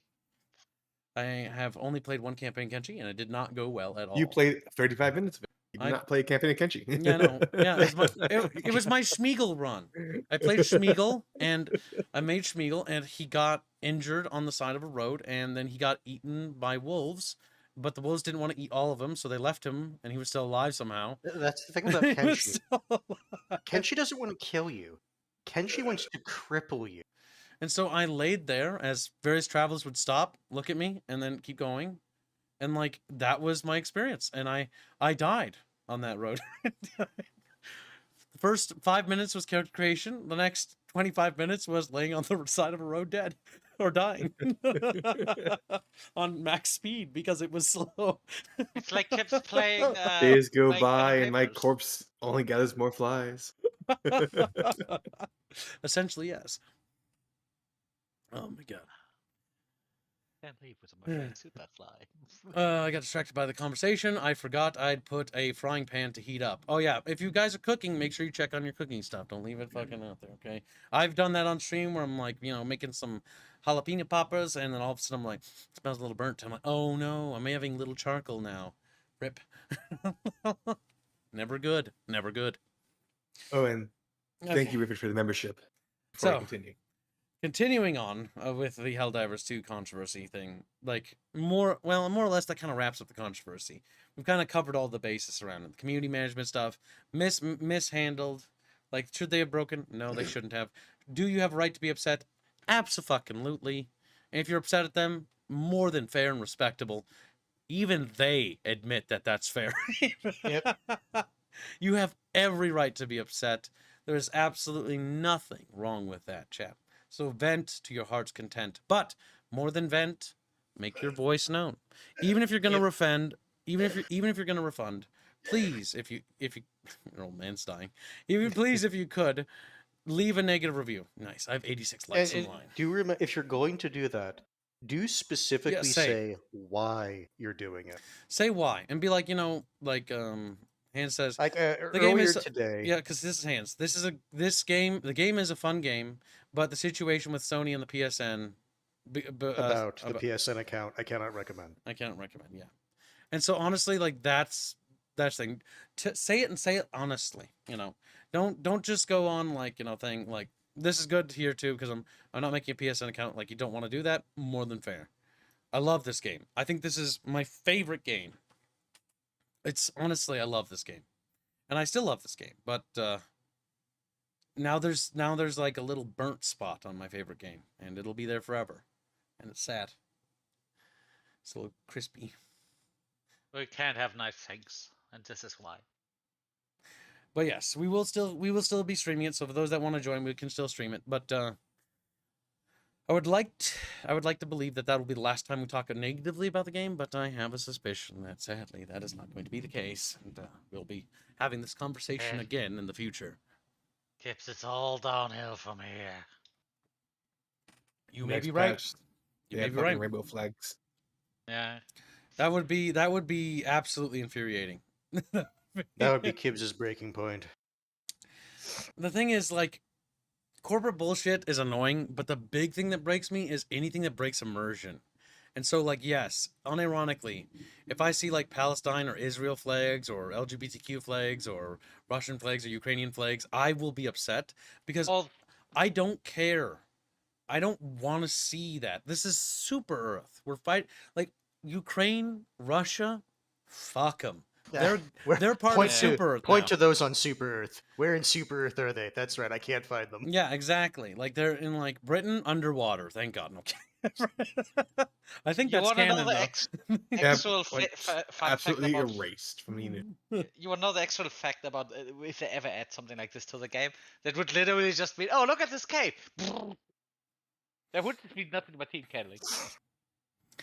But yeah, goddamn, like look at how many people we played this with and how many hours a lot of these people. 83 hours for Squally, you know, fucking 70, 20, 30, you know, be a giga chad like me, 336. On that 31 fucking actives. What? What are you saying? 131 friends. I don't even have that many people on my entire list. Yeah, I've got a lot of. Well, I friend everyone in our community. It's how we can You play got games all of together. the achievements for the... Yeah, no, like I achievement You hunted. need help. You This know, is- Fairman, this it's is the Twitter first because I game- told him I'm doing that. This is the first game that I've achievement hunted since 7th gen gaming. To be it fair, has the been achievements that aren't even long. that hard to get. They're I not. think I only ever actively achievement hunted for I think for some of the Half-Life games because they were easy to do. I got all the achievements. And if I'm actually kind of hoping they add more achievements because, my God, could they? Like, there's so many achievements they should be adding, but they haven't. Share Bear, don't make me tickle you. Share Bear's like, he's talking about Fire Warrior again. Kids replayed What? Fire Warrior even more than this, than his second favorite game, Life is Strange. Oh God, Life is Strange. I left a negative review on that and got harassed for it. That was funny. No, that was and tell me why. Oh, tell me why. Tell He me did that sweet too, little though. lies. He did it to Yeah. both Same of them, developers, Fairman. yeah. They Tell don't. me why. Apparently, like, you're not supposed to make fun of those games. Whoops, my bad. I guess I'll do it again. It was a rebel. Just a little bit of a rebel, a little bit of a rebellion, chat. Ooh, I defaulted to generic YouTuber accent 1. Hello and welcome. Cancer. All right, so let's as we're moving on with Helldivers 2, we're finally moving on to the next subject. It took us a lot longer to get to it. So as far as the next content stuff is concerned with Helldivers 2, the Snowy Pack. The Snowy Pack stuff, or the Snowy Polar stuff looks good, but the problem with it is that in the back of my mind, I'm like, a part of me's got this inkling fear that pushes back to the whole fucking PSN thing. But the new weapons and equipment, like the Desert Eagle looking pistol, looks great. The Halo looking combat rifle, it would be nice to have an assault rifle that isn't potato. But they did buff all the assault rifles before, so they're actually a lot better now. So I haven't given them proper time to give them a chance, I suppose. And a new plasma rifle to try out, which good. More energy weapons is good. Honestly, that's good stuff. Honestly, what they really need to be adding to the game, in my opinion, is mission variety. Mission variety, and not only mission variety, but just more, what you calls it? Oh, fuck. It's my brain.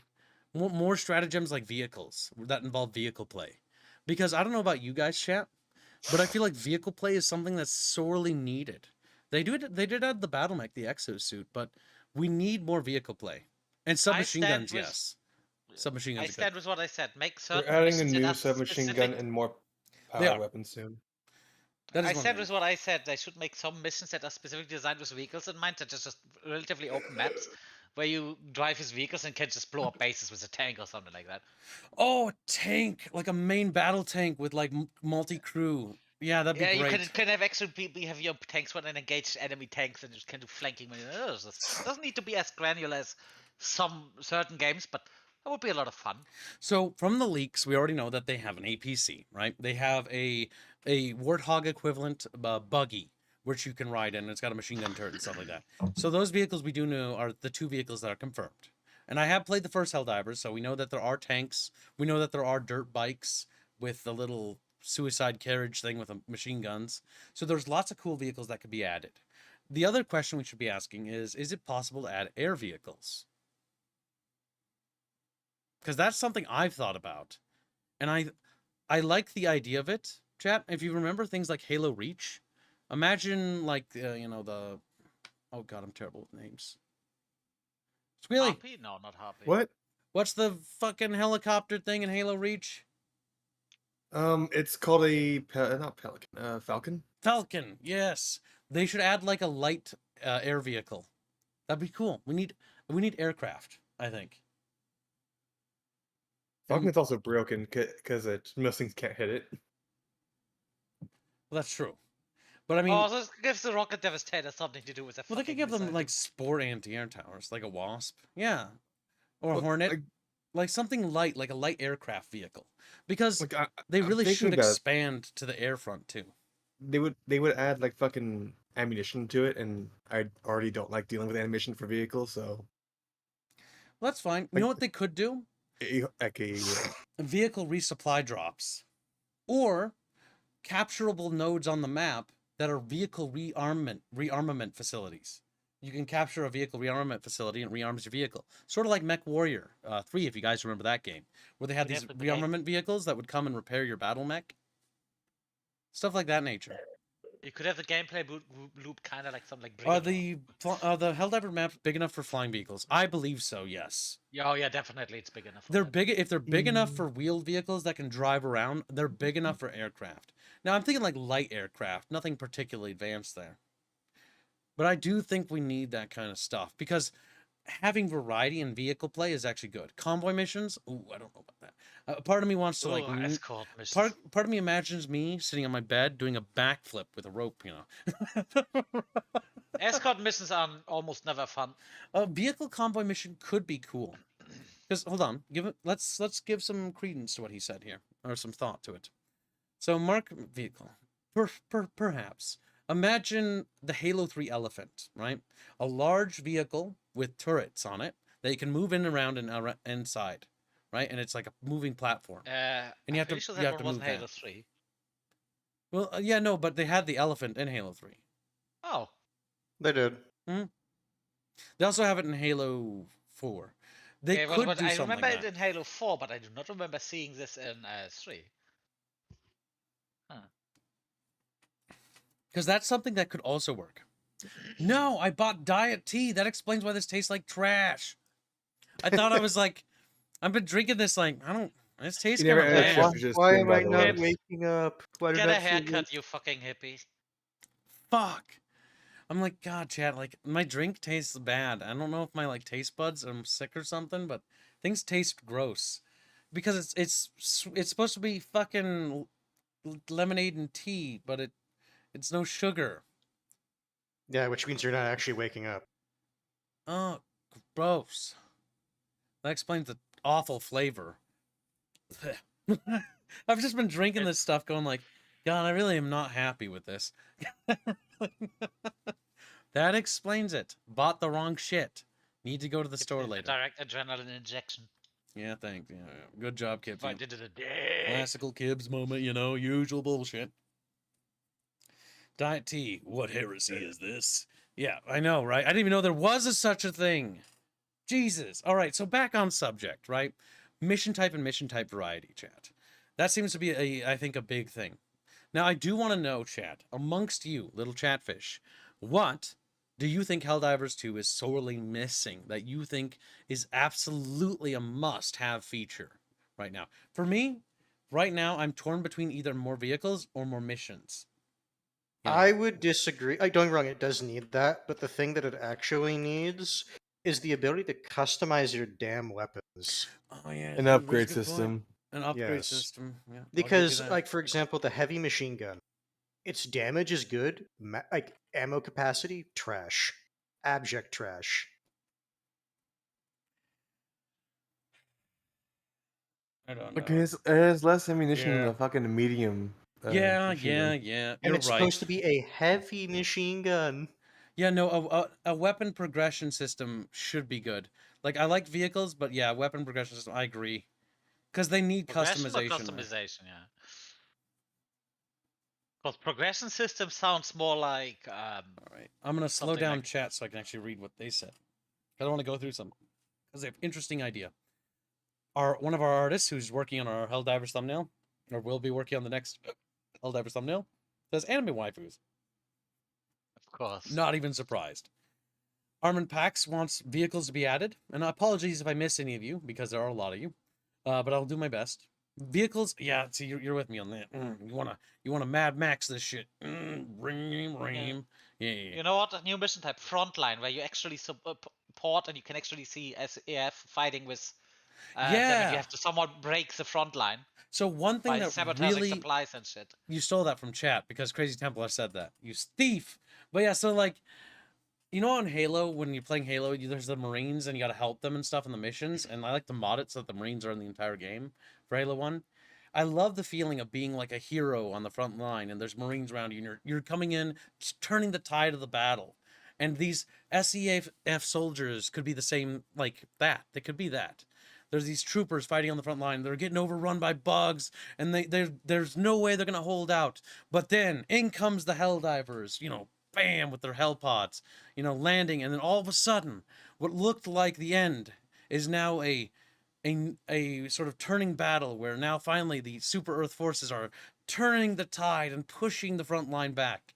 I would love frontline missions to actually fight alongside SEAF soldiers, see them like in their own little vehicles, maybe their own mechs and stuff, and like assist them. Like maybe they have consider like that you're a Helldiver, maybe not alongside, but you could just jump in behind. they could have on like the same mat. they could take like inspiration from make it a mission about them, because that would be cool, right? Like take an instance in history like Stalingrad, where you have a fortress city, you know, or a situation where the enemy's surrounded, but like they're surrounded and there's like this SEAF base and they're getting overrun and there's no way they can make it out. Cue the Helldivers to come in and rescue the day. You know, they show up, they help hold the line while the allied SEAF front line is trying to remake contact. So you have to hold out for like 20 minutes. It's one of those defense missions. You have to hold for 20 minutes, because in 20 minutes time, the main army group is going to break through and they're going to reach that pocket. You have to just make sure that pocket holds out long enough so they can survive. And you can add more flair if it's like, okay, well, that's not strategically important enough for the Helldivers. All right, well, maybe there's a person there that they need to get out, and it's like an important general, you know, who's been wounded. Like like a big VIP, or maybe like a researcher who's looking into either the bugs or the automatons. Or just make it a vital spaceport. Yeah, like a vital spaceport. Because the Helldivers can drop in from space. The normal units can't. They need normal supply lines. And Gola says, "Oh God, there's so many things to read, chat. You guys have such amazing ideas. Man, it's so hard. I'm gonna miss. Oh. All right, so I'm gonna try to catch all of them." Gola says, "Larger parties from 4 to 8. Yeah, so like would be nicer for bigger map missions." That's what I was thinking. So Squeal and I were talking about this, but like, what if they add like dungeons or raid events, right? Where there's a series of like long missions or like a super tough like raid or dungeon, like style mission. Because that should be like the next thing that they add in terms of like content, and then people can party up for them, or they can do them as clans or whatever when they add the clan space station. Because they did say they're going to add clans, or well, no, they didn't say it. It leaked from a data mine. And a clan space station model is leaked as well. So maybe we get to, you know, do missions and we do special orders from our own clans or whatever, from our clan leaders. And then maybe we generate resources and we can upgrade our clan station. Maybe it unlocks like special raids or something like that. Or I don't know. Actually, no, I don't like the idea of gating content from people that don't want to engage with clans. That's a bad idea. Okay, so maybe scratch that part. But you know what I mean? Where like maybe it unlocks something cool, like, you know, unique clan costumes or capes and stuff like that. Could be cool. Could be cool. Love the idea of that. And expanding the player count would be awesome. Absolutely awesome. For like super hardcore missions where they could just go absolutely insane. Like, you don't need to absolutely spam the map with too many NPCs, because I understand that's pretty heavy on the hardware side. Here's a solution. Make Earth Defense Force style big monster bosses, right? So you got these massive behemoth fortresses on like treads that you have to take apart and blow to pieces. Or like for bugs, you got this massive insectoid like creature that's like flying with like pustules and it's like hatching and birthing like bugs that descend upon you, and you have to take out like tendrils and stuff to make it fall. And then when they add the Illuminate, it could be like, you know, some sort of like weird dimensional portal thing or something. I don't know. They could do all sorts of crazy stuff. Like, the sky's the limit. Oh, chat, your ideas. You need to chat. I need you to lose a few brain cells so like stop being so goddamn smart. You little bastards. You're just too intelligent. Out. They have too many good ideas. I hate them. Okay. Yes, hate them.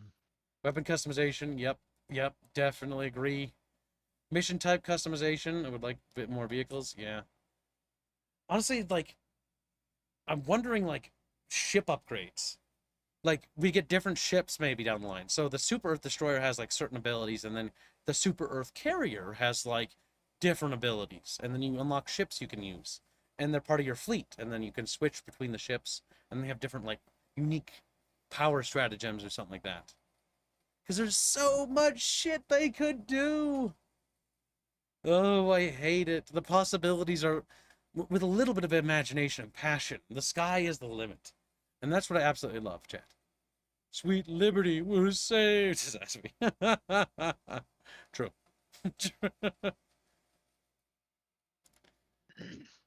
Totally different factions of enemies, like space elves or something. I mean, they kind of have that with the Illuminate and works. They could... one idea that Reguline had in the previous stream is like dissidents, rebels, traitors.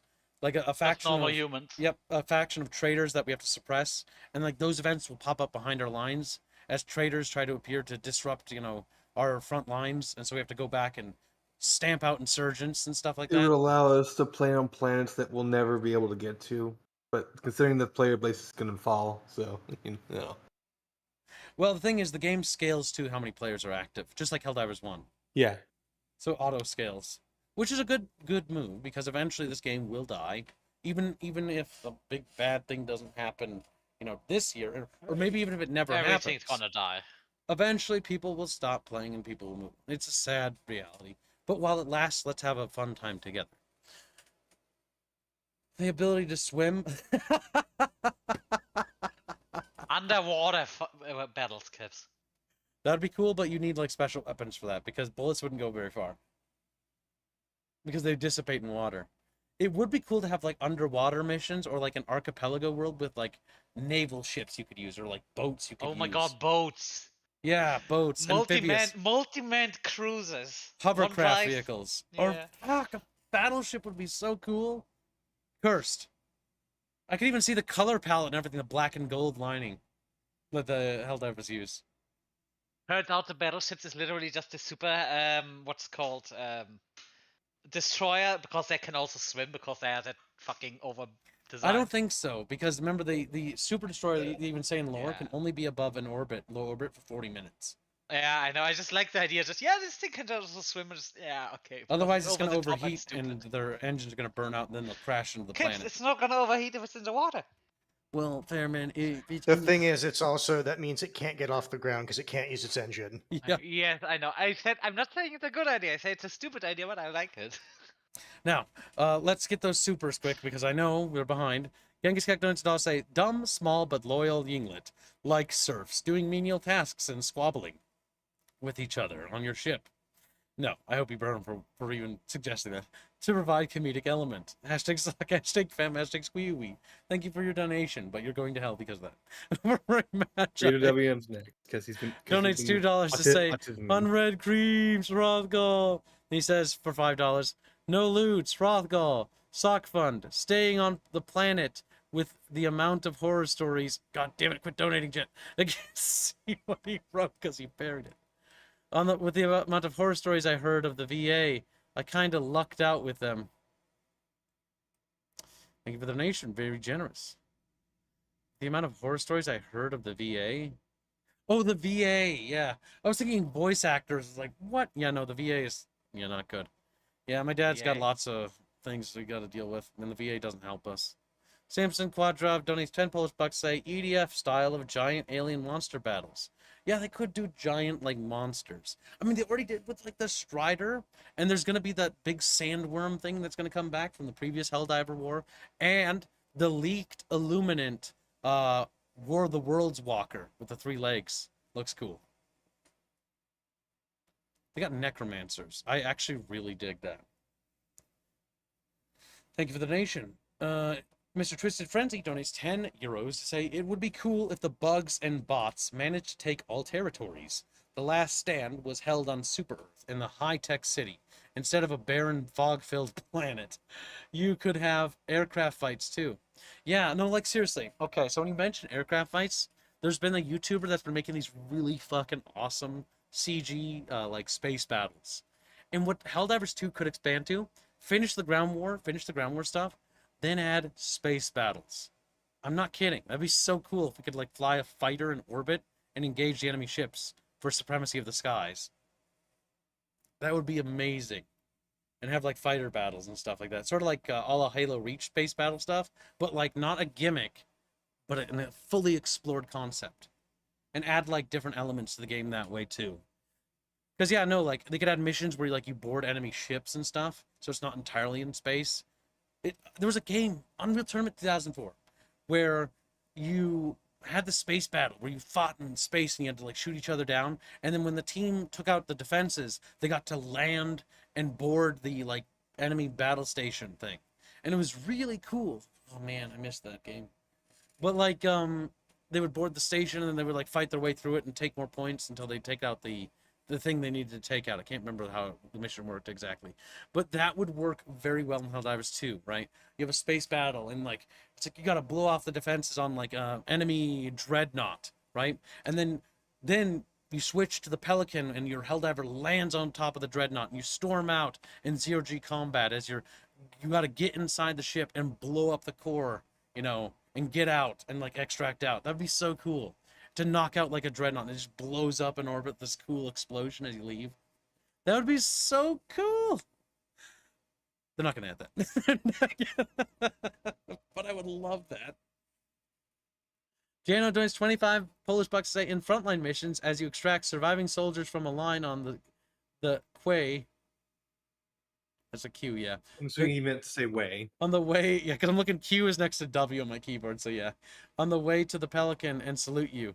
Yes, that would be so badass. Like, this Earth Defense Force tattered banners, like, you know, wounded people everywhere, and there's like guys with bandages, and they stand up as you walk by, as you're going onto the Pelican, and they just do the fucking the Helldiver salute at you as you board the Pelican and extract. To be fair, it's the Super Earth salute. The Super Earth salute. It's not just Helldiver salute. Like, they salute you as you walk past, you know, like, you know, you're like, fuck yeah.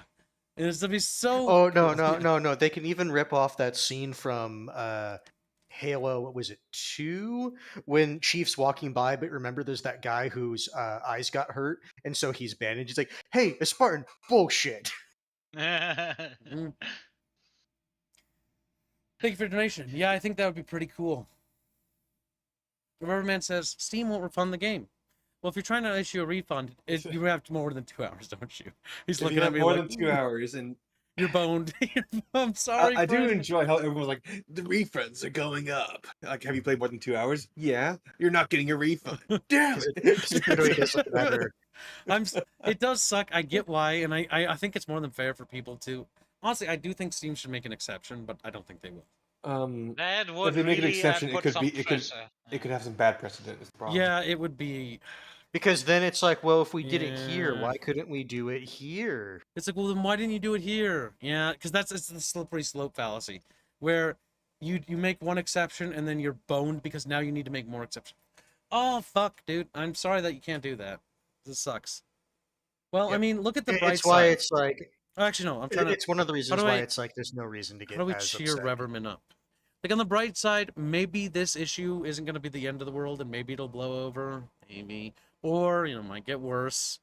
It might. Like, I would say if you can't refund it, enjoy the game while you can, Reverman. Get your money's worth of What entertainment was value. it? End of the month? Yep. Because even if the PSN thing's like the deal breaker thing for you, enjoy the game. Get your money's worth while you can. Squeeze the fun you can out of the game if you can. And I know that's a lot to ask because, you know, the situation is unfortunate and it's kind of something that, you know, you didn't want, you didn't ask for, but it's kind of forced on you. You didn't want it. You didn't ask for that. But you And can't now you're get no longer a Helldiver. No. That's sad. I'm sorry, little Reverman. I love you. Just holds them. For the time being, just don't buy their war bonds. I don't need to. I have 4,000 super credits. You ain't stopping this, man. I at least get 4 war bonds for free. Not free, but you know what I mean. Like, you don't need to spend money at all to get any of Yeah, the no. war bonds. If you play, like, I can tell you this. I was an idiot and bought war bonds initially because I'm like, okay, I'll buy a couple, like, or no, I bought some super credits in advance because I'm like, that way when they release war bonds, I'll be able to unlock them in new armor sets. Well, they actually don't release them that fast. It's actually easier to just play the game and unlock them by playing the game than it is to buy war bonds. You're gonna get more. You're gonna get more. You're unironically gonna earn them faster than they can fucking put out if you play the game regularly. But if you don't want to play anymore, that's more than respectable. Then definitely don't. Play what you want to play. Don't feel, if you're feeling obligated or it's not bringing you joy, then do not. Do not force yourself to do that. Because at the end of the day, games are for escapism. And as a game developer myself, the entire idea is that you want to make games for people to have fun and to escape, you know, the sucky things that happen in life, or to just have new fun memories with friends, right? And if that game isn't giving you that, then don't waste your time with it. It's like my friends that would constantly play Overwatch after, you know, when it started getting really bad, and it was like literally like what, half a year after it released, so it was fast. But like, what are you guys doing? You're not happy playing this game. Like, you're not enjoying it. You're miserable. Just play something you want to play. There are tons of other games out there. And yeah, there's nothing quite like Helldivers. That's the sucky thing. But play what you want to play and play what brings you joy. Even if it's an old game, even if it's a, battered game. If you have fun, Become the meme of the guy who's like, you have a ridiculous computer rig and you're playing games that are this old. It's a simple life. it's a simple life. I still play Tiberian Sun occasionally, or Red Alert 2, because I love those games. And no matter how old they are, they'll age, but I still love them. And I always will. No. Always modern. Oh, I do have news. Okay, so new Chatfish have joined. I have good news. There is some good news. It's not all bad news today. So, for those of my Filipino Chatfish, I have good news for you. Or, if you are not in the PSN area, this is good news. The only... the only actual good news is that if you are in an area that the PSN coverage does not apply to, you are lucky because you don't actually have to make a PSN account. You can just keep playing without doing it. So originally I felt bad for the Filipinos. Now I feel bad for me. I have to make a PSN. Or no, I already have one. I have to forget the password button because I sure as hell don't remember the password. PlantSide 2 uses PSN, doesn't it, chat? I don't It's gonna be my old gaming remember it email. doing it, but it's been a long time. Yeah, I can't remember.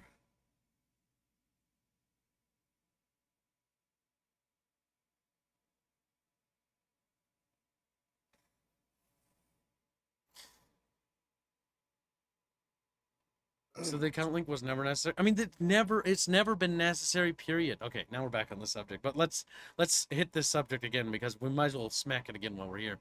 So the whole thing is fucking pointless. They shouldn't have done this to begin with, but here we are. Lo and behold. But if you're in like a region where the PSN area isn't covered, you're not going to be having to make a PSN account. You can still play the game without it. So you're fine. Which is good. It's just Sony bullshit. It is Sony bullshit. Don't you just love it? I'm sorry. It sucks. I hate it. I laugh at everything to try to make myself feel better. This is diet tea. I really don't want to drink this. Oh my god, I'm going to the store. Oh, my new headphones arrived, chat. I just got an email. Nice. After stream, we'll be going to pick those up. No longer will I have to keep taping together this headset. I've taped it together like 6 times now. Each time getting slightly better at it. But yeah, so... You should stop using after your first broke. Now that we brought that subject back up... See, I feel like there's... Kinders might not be available. We should probably just DM him that, because I know he was bummed out that we wouldn't get to play anymore together. But we will at least get to play together. Because that was the scary thing. The scary thing is, the big thing about the PSN thing wasn't just the people had to make a PSN account. It was that certain people wouldn't even get to play with us anymore. That was the big kick in the balls for me. It's like, that is the, like, what the Christ. Now, it's still bullshit, the PSN thing, because it's absolutely unnecessary. There's no reason you should have to make a PSN account. Period. At all. Do your new friends have cat ears? No. It's not liberty. It isn't liberty. It's diet tea. And maybe that's the problem. I need to have some liberty, chat. I'm going to get some, like, lemon tea or something, or peach tea. When I'm feeling peachy, maybe peach tea. I do like peach. That makes me quite happy. Peachy, lemony. What about coffee? Coffee, green tea. But yeah, so back on subject with the Helldivers 2 thing. As far as content goes for the Helldivers 2 game, I think overall...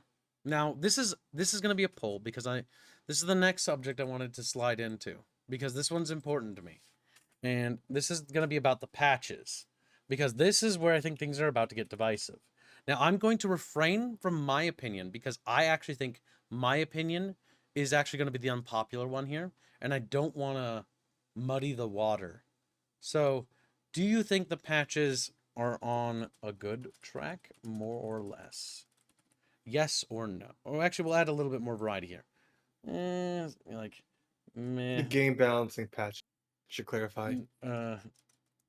It's fairly stayed the same.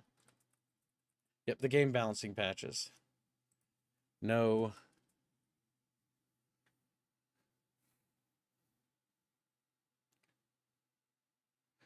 Patches are on a good game palette. Yeah, I'll reword that. While you're doing that, I'll read Genghis' donation because Go he for it. keeps being autistic about it. You know, it's $1. You fight for democracy, viz guns and shiny armor. I work for democracy, viz a mop and a maid outfit. You fight to earn your citizenship. I work to earn my daily clam.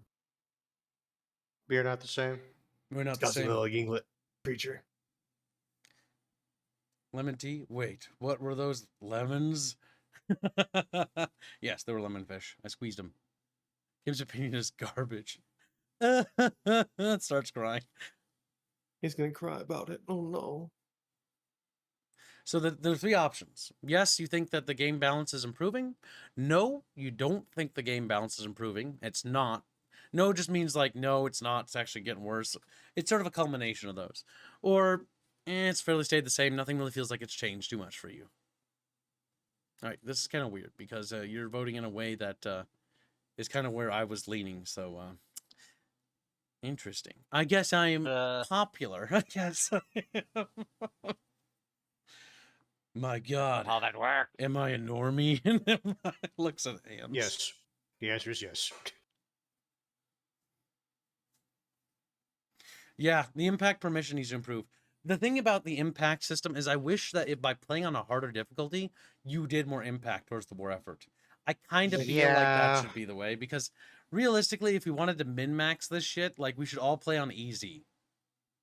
Like, really. If you cared about the overall objective, yes. Yeah. Now, fortunately, I think most players play to have fun, and that's what I do. My favorite difficulty is level 8, because level 8 just it's this nice level of comfort. Like, it's intense, but it's not ridiculous. I've yet to move into Helldive. I've done a couple Helldives. I'm not sure if I'm ready. 8 is where I'm pretty happy. Man, cat avatar with boobs? The definition of normal, says no one. Wow, you want some big old milkies? Hell yeah, boy, I'm thirsty.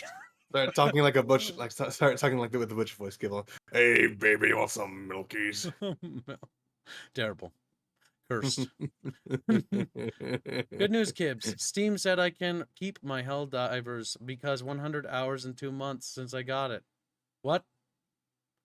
Oh yeah, I guess you're gonna play with us anyways, Gola. Why? Okay, so I have a serious question, chat. Why is it that you guys thought you could refund your game after you had more than 2 hours playtime?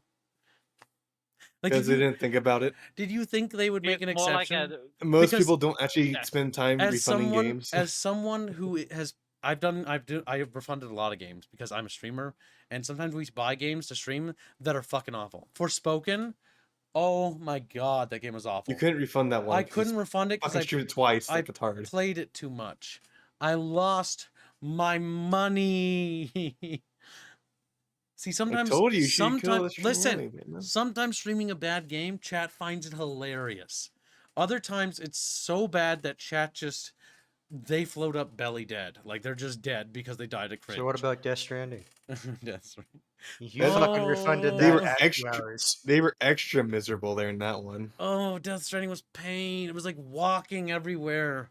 Oh, and there's like this walking mechanics. I'm like, I don't want to walk. I don't wanna... Spider Pig Toys $2 say, Kibbs, you are a normie among chatfish who are artistic. Thank you. Artistic chatfish. Get it? Pretty funny. Because Steam does it sometimes. Have they ever done it? I have never had them do it for me. Ever. Every time it's over 2 hours, unless it's like a broken game, Steam looks at Kim and they're like, nope. And I own like 1,000+ games. I don't get any special treatment or nothing, and that's fair. That's actually good. But at the same time, sometimes, like Forspoken, I wish I had my money back for that. Every day. Trash game. Trash game. On Rumble, Zero Firewater says, for $1, the constant nerfing of guns is terrible. Previously, the devs found out that some people were soloing Helldiver difficulty, and then nerfed that strategy instead of buffing the enemies in that difficulty. I think buffing the enemies would be a bad idea. In the So difficulty? Well, it'd be horrible. yeah, so how do I explain this? Like, Helldive is already fucking, like, practically a stealth game. Just Well, hold fucking- on. So That might be worse. my view, okay, because this is where I think chat and I are going to differ a bit, because some of you may have different opinions here, and thank you for your donation, by the way. My opinion of game balance is not to make. Okay, so we're making a tabletop, or we're making a tabletop war game that you guys can play. It's free and it's on our Discord. You can try it right now. We're also developing an indie game called Legends of Terrestria. It's nowhere near ready, but my idea for how I want to balance the difficulty is like this. It's like when you play on a harder difficulty, we don't make the enemies stronger or you weaker. We just change how the encounters work. So instead of it being like you fight 4 spearmen and a shaman and like maybe some like spear beaks or something, now it's like you fight like a shaman of like a master shaman who's mastered the ways of two elements, and then you fight like 6 spearmen with a bannerman, 2 archers, and 3 spear beaks or something like that, you know, as an idea. Now spear beaks would be a little bit overpowered, but that's what I'm saying. Like I would relayer the encounter and make it a little bit more difficult by increasing the amount of enemies or by changing the type of enemy you're fighting. This is already how Helldivers 2 does it, and that's why I actually very much like the game design of this, because Helldivers 2 doesn't really take an enemy like the Might and add more health onto it on the higher difficulties. It more or less keeps the Might at the same level of where it was, but it adds 10 Mights and 20 Mights. And then instead of Mights, it's like, okay, replace with bigger book, bigger book, bigger book, you know? So it changes the composition of enemies you're fighting. So it sort of makes it the different flavor, because sometimes you'll play a Helldivers mission, you'll fight the yellow fat things that vomit stuff, and sometimes you'll fight the ones that have the hard carapace shell, or sometimes you'll fight more of the front plate armored things, the hive guard things with the commanders that are the big ones that are hard The to kill. bird commanders, yeah. They die very quickly compared to the Hive Guard. But yeah, normally it's like shit changing the composition. I think the reason why they did that is mostly because too many people were soloing and kind of cheesing it. Now this is where I don't necessarily agree with them doing it, because yes, the player will abuse the game. As a game developer, this is something I know. Players abuse games. Like if they find something, they're gonna break it and they're gonna try to abuse it and They cheese it. will optimize the fun out of the video game. Yes, they will. But here's the thing. As a game developer, it's, in my opinion, important that you do not overbalance or overcorrect. Overcorrect is forming an anti-player bias. This is where you start to overcorrect problems or issues into being like, well, the player is abusing this spell, so I'm going to nerf this spell and make the enemies have a explosion damage resistance. And it's like, well, okay, now the spell isn't nearly as effective, but it was a fun spell before. But it wasn't really breaking the game. Yeah, if you use a certain way, it could maybe cheese like a certain encounter or something like that. But it wasn't like the end of the world, right? And if it's a PvP game, it's a different scenario. But this is PvE we're talking here, so player versus environment, rather player than versus player. For all intent and purposes, you took away the toy the player liked playing with. Yep. You made it less fun. Now, this is actually a problem I had with the early patch for Helldivers 2. Helldivers 2's first balance patch ruined the railgun. And the railgun was an answer weapon to a lot of situations with heavy armor. It was an answer to a question that often couldn't be resolved with many of the other weapons, or very well. And so the issue that it presented at the time, because the other weapons had yet to be buffed, is that by nerfing that weapon, it now made a lot of encounters really hard to get through without, like, even the recoilless rifle had its problems, but the spear also has its problems, because it can't lock on. And so they have not fixed the spear. They have not touched the spear, and it hurts. And so this lack of having an answer to this problem is one of the reasons why I was really mad about that balance patch. But then they corrected it when they introduced the Quasar. The Quasar shouldn't have nerfed the railgun until after the quasar was introduced. Well, Because the quasar also, presented don't the forget solution. that I know, but it presented the solution to that problem. And the buffs to the recoilless rifle answered the problem with the headshot buff with chargers. Because they had to change the balance there. Again, you can't just nerf things and not buff something up to counteract it. You need to be more gentle. I am happy with the patch's direction. I think it's got a fairly level progression now. I think it is slowly improving, but more or less the same. But I think it's in a good position right now.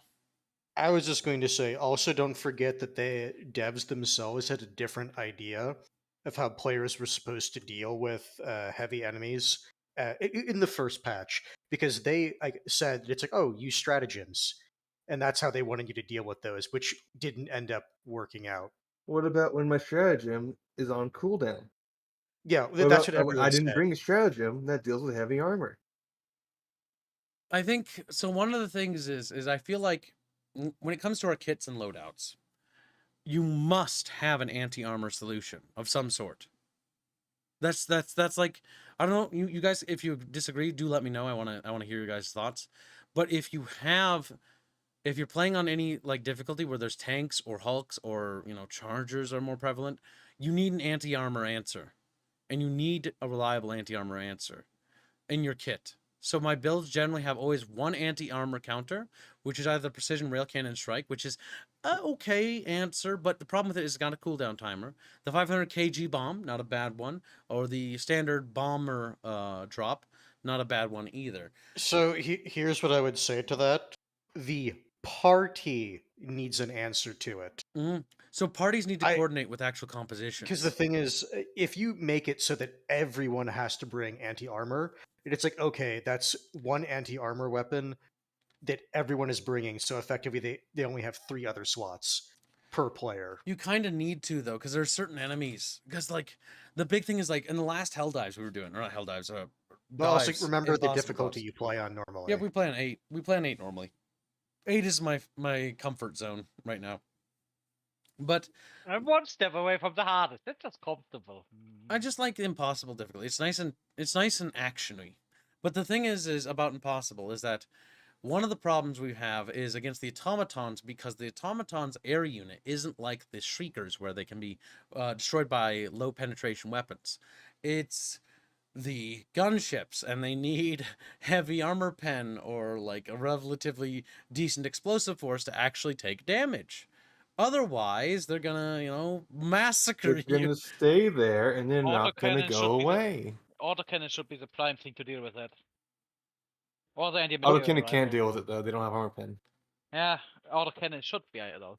They have explosive range, but they don't really have armor pen, which is what you need. I think you can use so you them need on their heavy armor pen. turbines, but you have to aim, and that if you have to hit the But turbine, that's you're, gonna be hard. You're aiming for the turbines, which are constantly moving. Moving, yep. Yeah. So we gave By the the flyer. way, the gunship has missiles, so you have to avoid being hit with the missiles too. So yeah, let's give the gunship, the flying unit, the same armor as a tank, heavy armor. Mm-hmm. And no, the quasar doesn't need more damage. The Bye, Sniper quasar Commando. is used to kill pretty much everything that the robots can throw at you, except for the Hulk. And that's specifically because you have to aim for the very small critical hit point spot on the face of the Hulk. Now, the Hulk has a pretty obvious weak point on its back. The problem with getting to that weak point is because it's a Hulk. It has either a missile pod rack or a flamethrower, both of which will one-shot you. Yeah, so they did nerf the flame damage, but I find it funny. It's like 20% nerf to the enemy flame damage. It's like, Flame damage doesn't fucking work so to begin like, with. I'm gonna still die instantly, but like a second later, and it's There's like it's also just the- a second later. There's No, also like the flame funny damage thing with is linked fire. to the host. It's not linked to the whole party. The whole party doesn't get the benefits of the patches. No. That be So going to the fire. 20% nerf to the damage, that one does apply to everyone.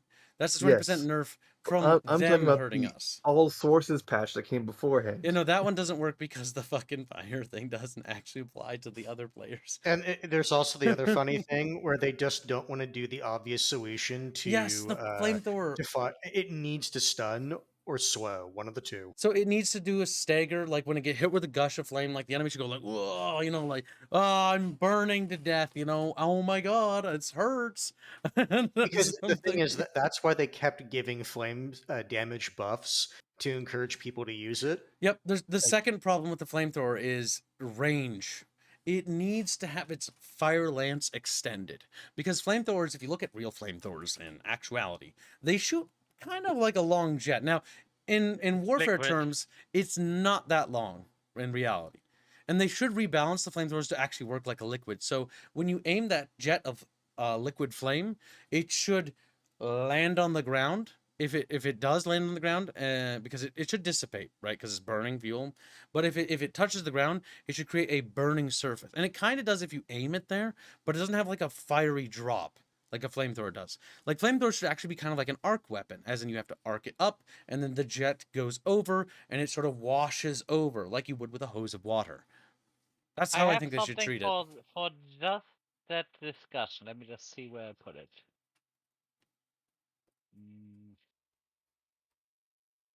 I think I'm not as smart. No, that is. The anti-material rifle is actually pretty good right now. At least I can kill hulks with it. Now, it does require a little bit of precision aiming, so it's kind of a little bit skill-based. No offense intended, but you know. Chad's like, That's how flamethrower should work. yeah, I'll pull that up on stream. Hold on, chat. That is because like they're using it so wrong. They're using what I call is the Hollywood flamethrower, because the reason why Hollywood uses not real flamethrowers is because they're extremely dangerous. Yeah, extremely dangerous. But there's a reason they don't want them near actual sets. Here's an M113 transport with a flamethrower attachment. Looks like, and you can see the fire. It's old footage, but you can see as it hits the ground, and it goes quite far. See, like whooshes out as a jet of liquid flame. Because they're actually using liquid fuel. And then it hits the ground, and then igniting the ground in flame. Yeah. That is how the flamethrower should work. And I think the flamethrower should get an overhaul like that, because that looks sweet. It should be liquid fire, you know? Like splurting out over the battlefield. And the one other idea I had for a flame weapon they could add is a flame, like, liquid ball weapon. That sort of shoots like the flamethrower tower from Red Alert 1. Like a ball of fire, and then explodes on impact and does explosive damage, and then it coats an area in fire. They could also use that for like a chem weapon or something. Yeah, and since it is a liquid, it would actually work well against armored targets, because it would just seep into the cracks and then just between the armor and just burn that. So I think flame should be effective against bot, because you know machines need oxygen to work, you know, they need air and cooling. And if I encase oxygen. If I encase my PC with a blanket, wrap it with a blanket, my computer will shut down and overheat very quickly, because it needs to breathe. Unironically. Also, you say a machine doesn't need heat. Have you ever tried to set your engine in a car on fire? And no, not you. Oh, I mean you. Okay. Try to set your car engine on fire and see how long it runs. Yeah, it's not going to go very well. Electronic, specifically hyper complex ones, are actually more sensitive than people think to heat. Yep. Heat is extremely important, yeah. That's why, like, if you look at the automatons on the back of the tanks, there's these heat vents, right? And the cannon towers. These heat sinks, and they're glowing red, because that's how much the machinery and all that armor is like a blanket. So the developers understand the concept, I believe, and that blanket is making it very hot in there. So all that heat needs to be vented somewhere else. So it's got this vulnerable heat. Oh my god. If you kill them with heat, they explode because of overheating. They should, in theory. And like a flamethrower, if you shoot it at their vents, should cause them to explode. Because now the heat that's supposedly burning off and venting into the air is now unable to escape. Because now there's just heat outside. And so it's not actually able to go anywhere, because the heat outside is just as hot, because if not, the flame liquid should actually be hotter. So that should heat up the vehicle more, thusly exploding it from overheating. Or they did add some cool features. So one of the recent patches Helldivers 2 did, you can detrack tanks now, which is so cool. You can take out their tracks. I just think they should add more enemy tank types. So we got like this like light tank is what I call it. It's like a light tank. They should have like a medium tank, and then they should have like a super heavy tank, you know, like with little turrets and stuff on it. And then detracking them, those tanks could be cool because it demobilizes them. Problem with the light tank is detracking it is cool, and I love doing it because it's nice to do. But the issue is that, well, you know, they're kind of easy to kill in most cases.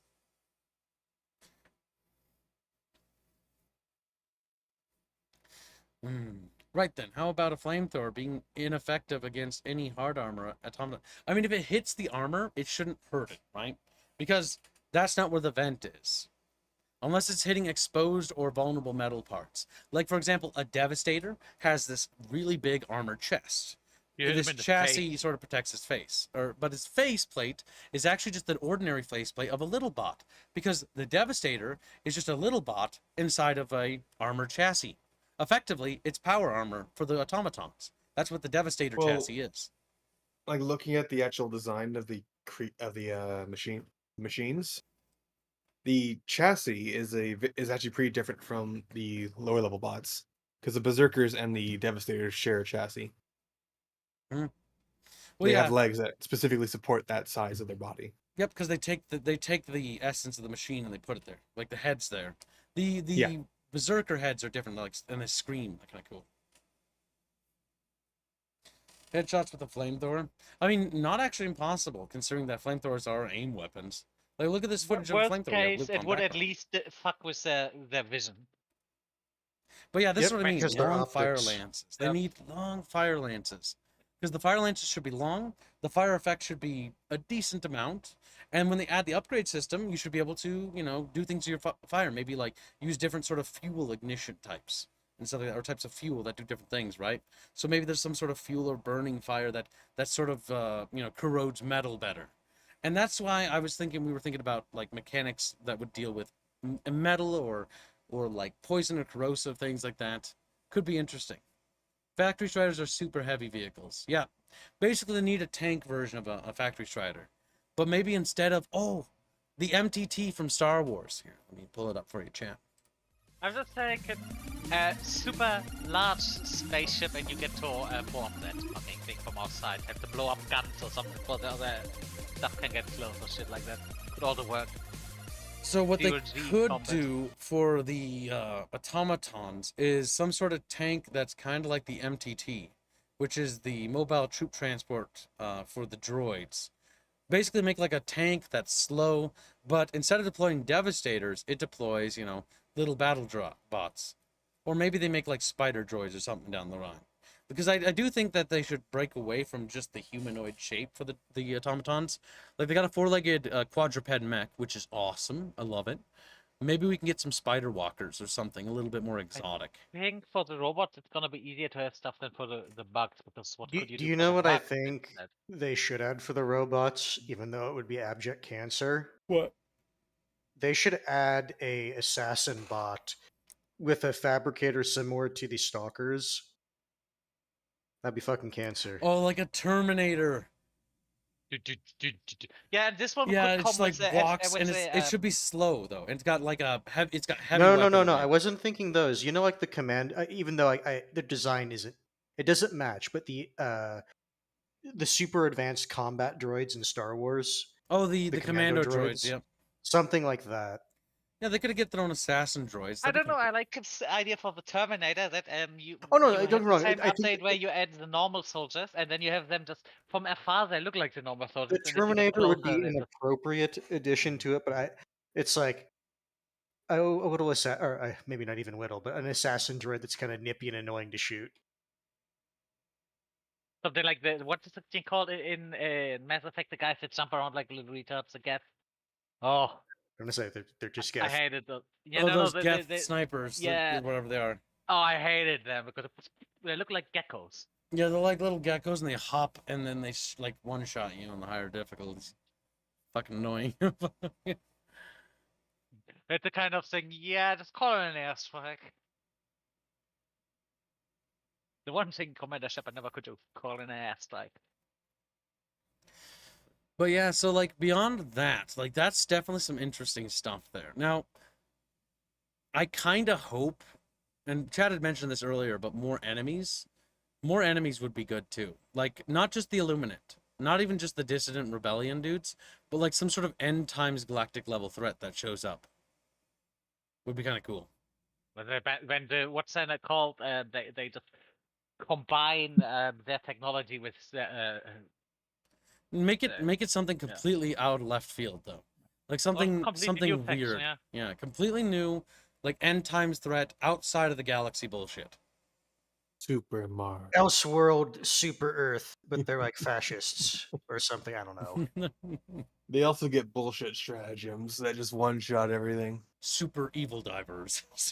That'd be dumb. I don't like that. I don't like that. Hate divers. I would much rather them even use something as lame as Cthulhu, like as overused as Cthulhu is. I would prefer that. Cthulhu. Cthulhu. Chulu. The planet itself has been infested by communism and is now rising up against you. An equal managed democracy. An equal managed right. That's dissident. That's dissident talk there, boy. And only one or two of them. I mean, having can minor exist. sections that you don't fight often, but like a dissident movement, could work. Don't need to be that much of a threat, but enough to something that you have to deal with them on occasion. Would be cool. I mean, there's a lot of things they can do there. The big thing is, I think, now let's address the poll, because I've given the poll plenty of time to breathe, in my opinion.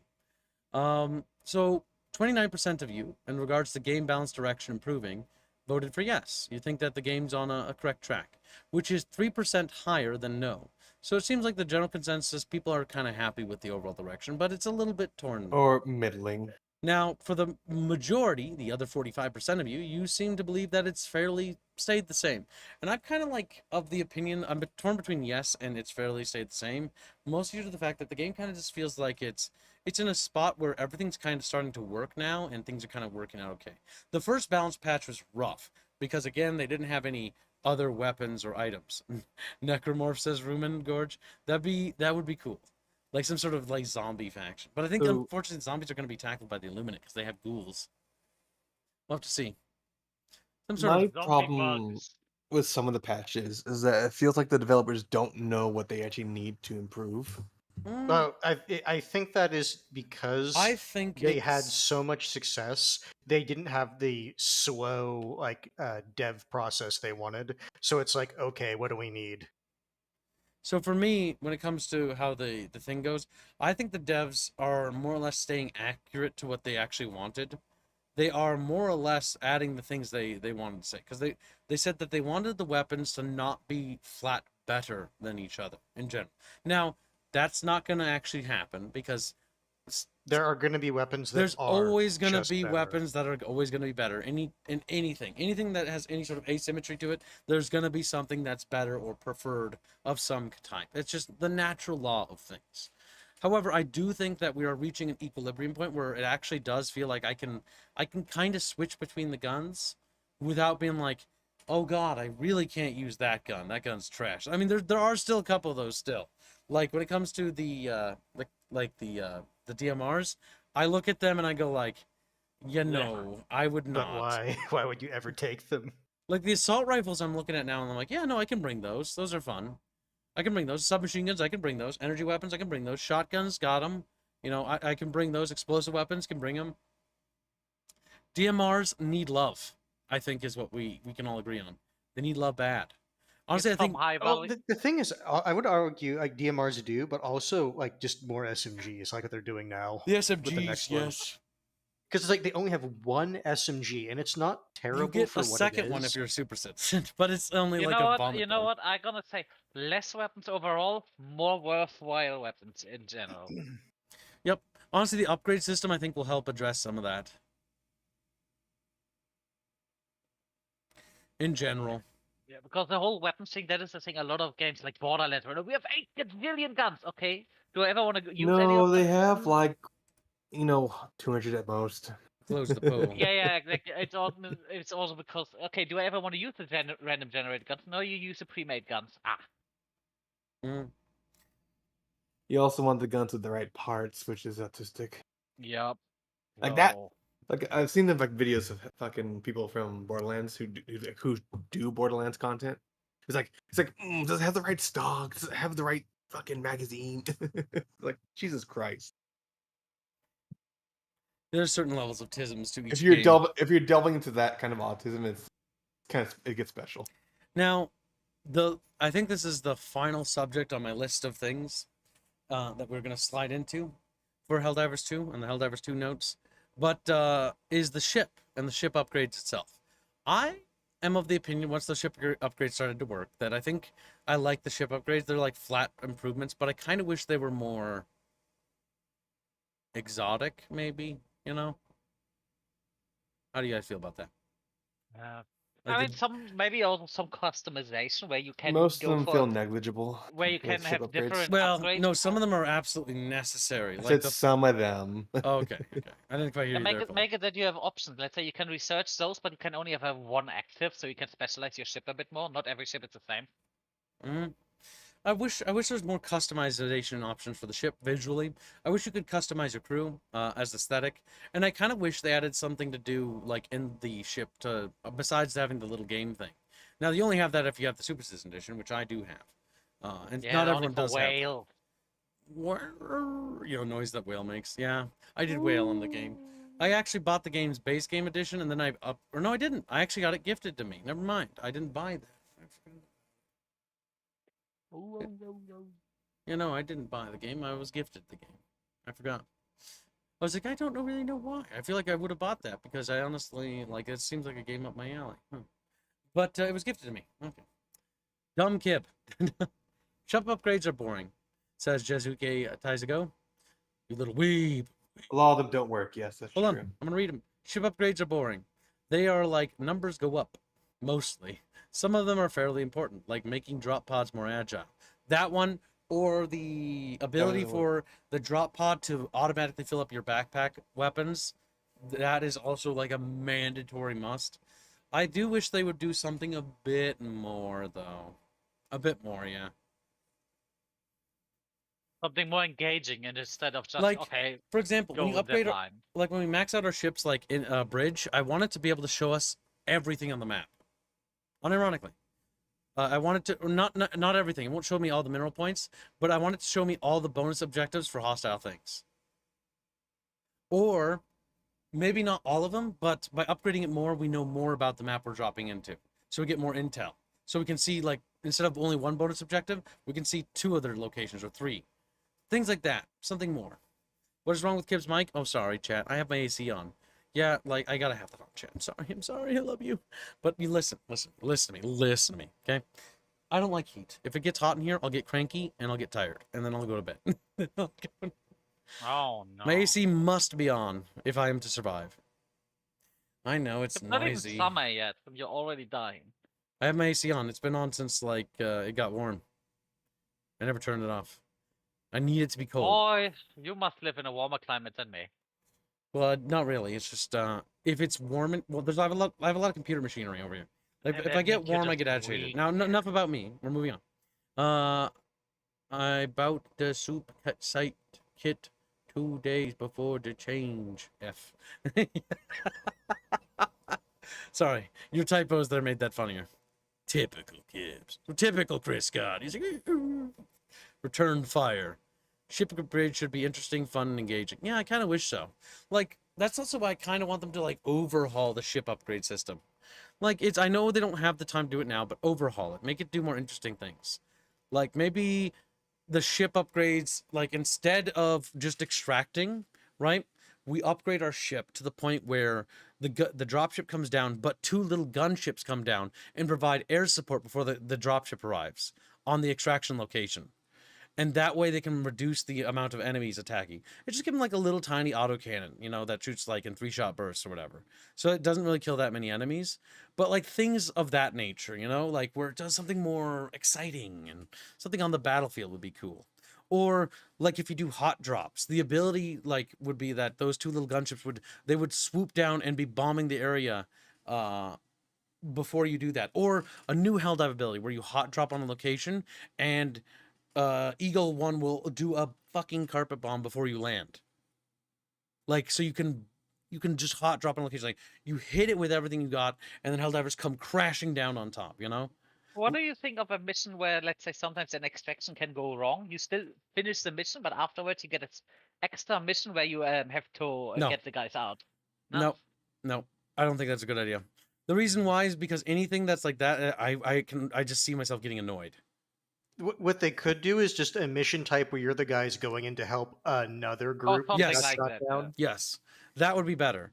That would be much better. Like, for example, Because then it's not fucking up your stuff. No, no, Yeah. no. I said you still get all of the rewards from a gameplay, but yeah, no, but then I don't want narrative it. I don't want thing, it. I don't want it to happen to me because Mm. here's why: it interrupts the flow of game, and it's an obtuse thing that I didn't sign up for doing. And big kibs, it's war. I know it's war, but it's a video game, okay? Like, if it comes to it, when you force a mission on top of that, it's like, I have time to do this one real quick game, guys, and I got to go to work. Well, Yeah, I mean, you can fuck always you. do it later. No, you No, see, can't. that's why I said They you wanna get to keep playing. choose stuff, yeah. They want to keep playing. Yeah, no, don't do that. Respect the player's time. Respect the What do player. you think Respect the of, player's time. you know how it currently is? Okay, you have go into the territory and you have 3 missions you have to do.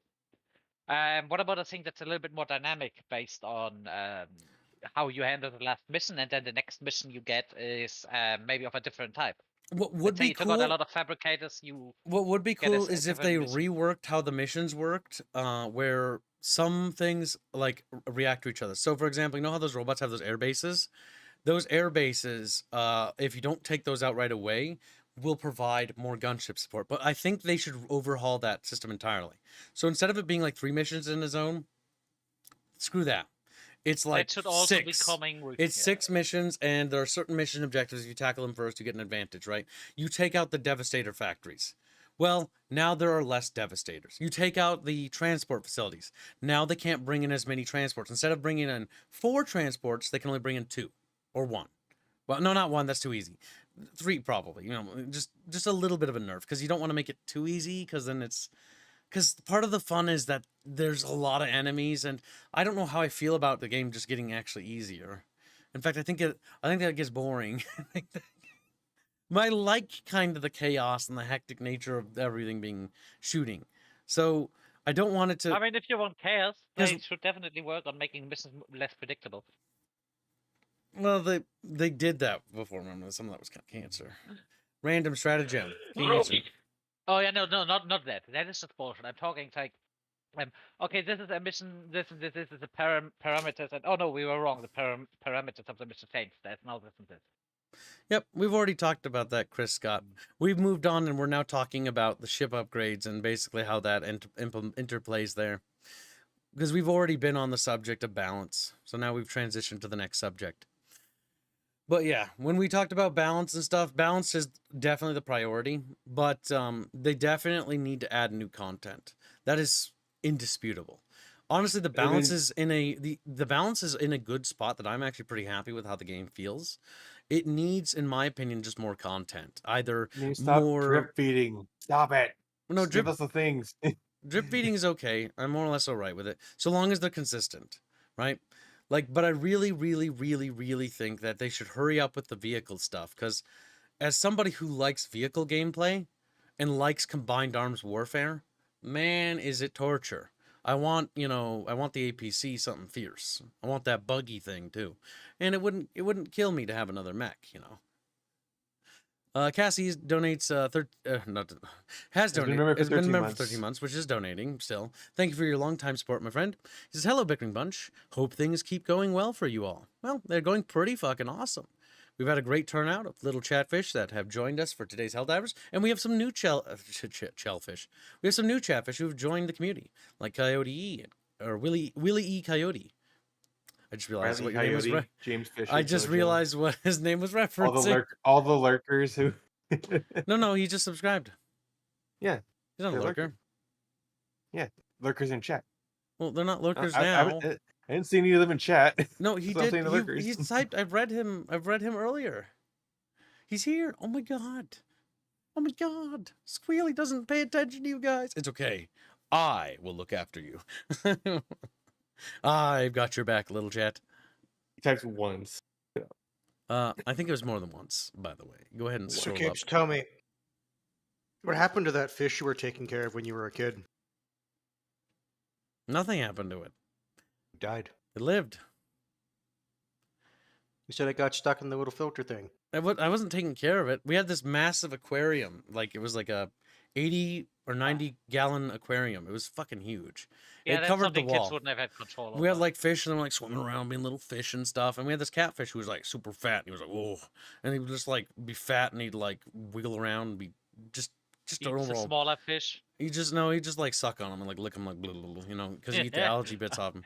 But then he died one day, and when he died, his little body floated belly up, and then it floated towards the pump and his head got stuck in the pump. But he was so fat that he didn't get sucked into the pump. His fat little body was just sticking out with his tail, and it was like just a little fatness, and you could see his fatness was like. There was pressure because it was like bulging out. You know how like girls wear thigh stockings and the skin bulges? That was the catfish with a big balls because he was dead. Oh no. He died. Sad. Oh god. He got buried. Um, But that was No. funny. No, kids. I think I'm gonna go. So Yep, that's fair.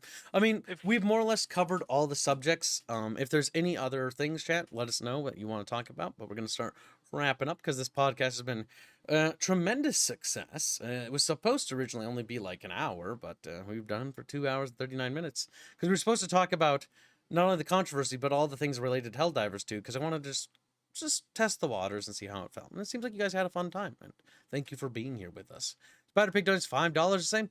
Kibbs will launch game and 6 months later require us all to become bucketfish. We will then realize that we should have saw that coming. Grub grub. Yeah, I learned that from Sony. Thanks, Sony, for giving me new strats on how to be an asshole. I needed that one. And thank you for your generous kids, donation. you don't have that one in you. I don't, but it would be funny, okay? So let chat have this moment of funnies. Neat.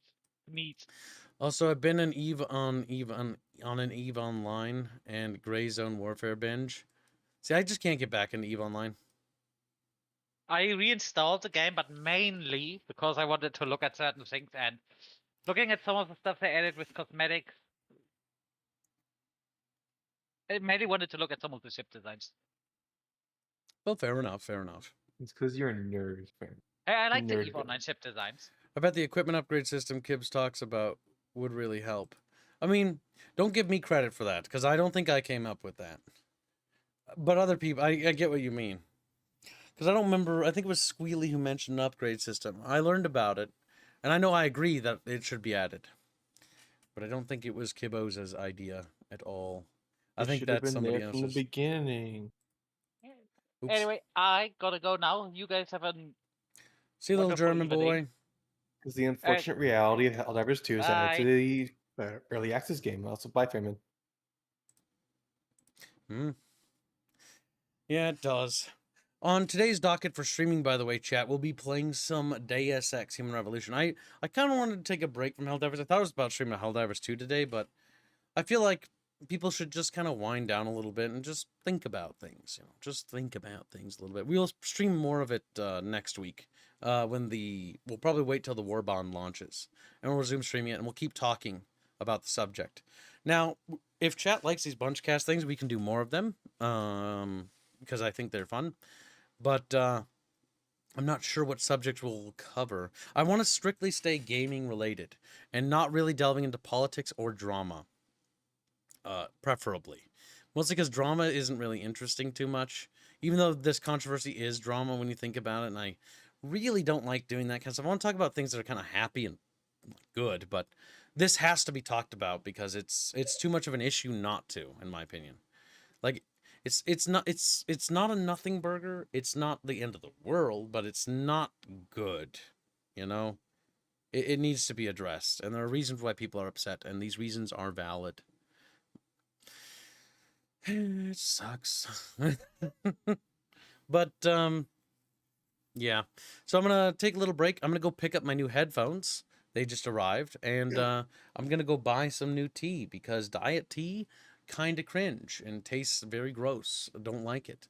So I'll be back in about, I'll move the time to probably an hour from now, and we'll resume with the next stream. Thanks for hanging out again, guys. Thanks for all your generous donations. Thanks for joining us. And for those that join our community, don't forget to check out our Discord server. Link is in the description. And yeah, you guys have yourself a fantastic day as always. We'll see you next time. Bye now. Later.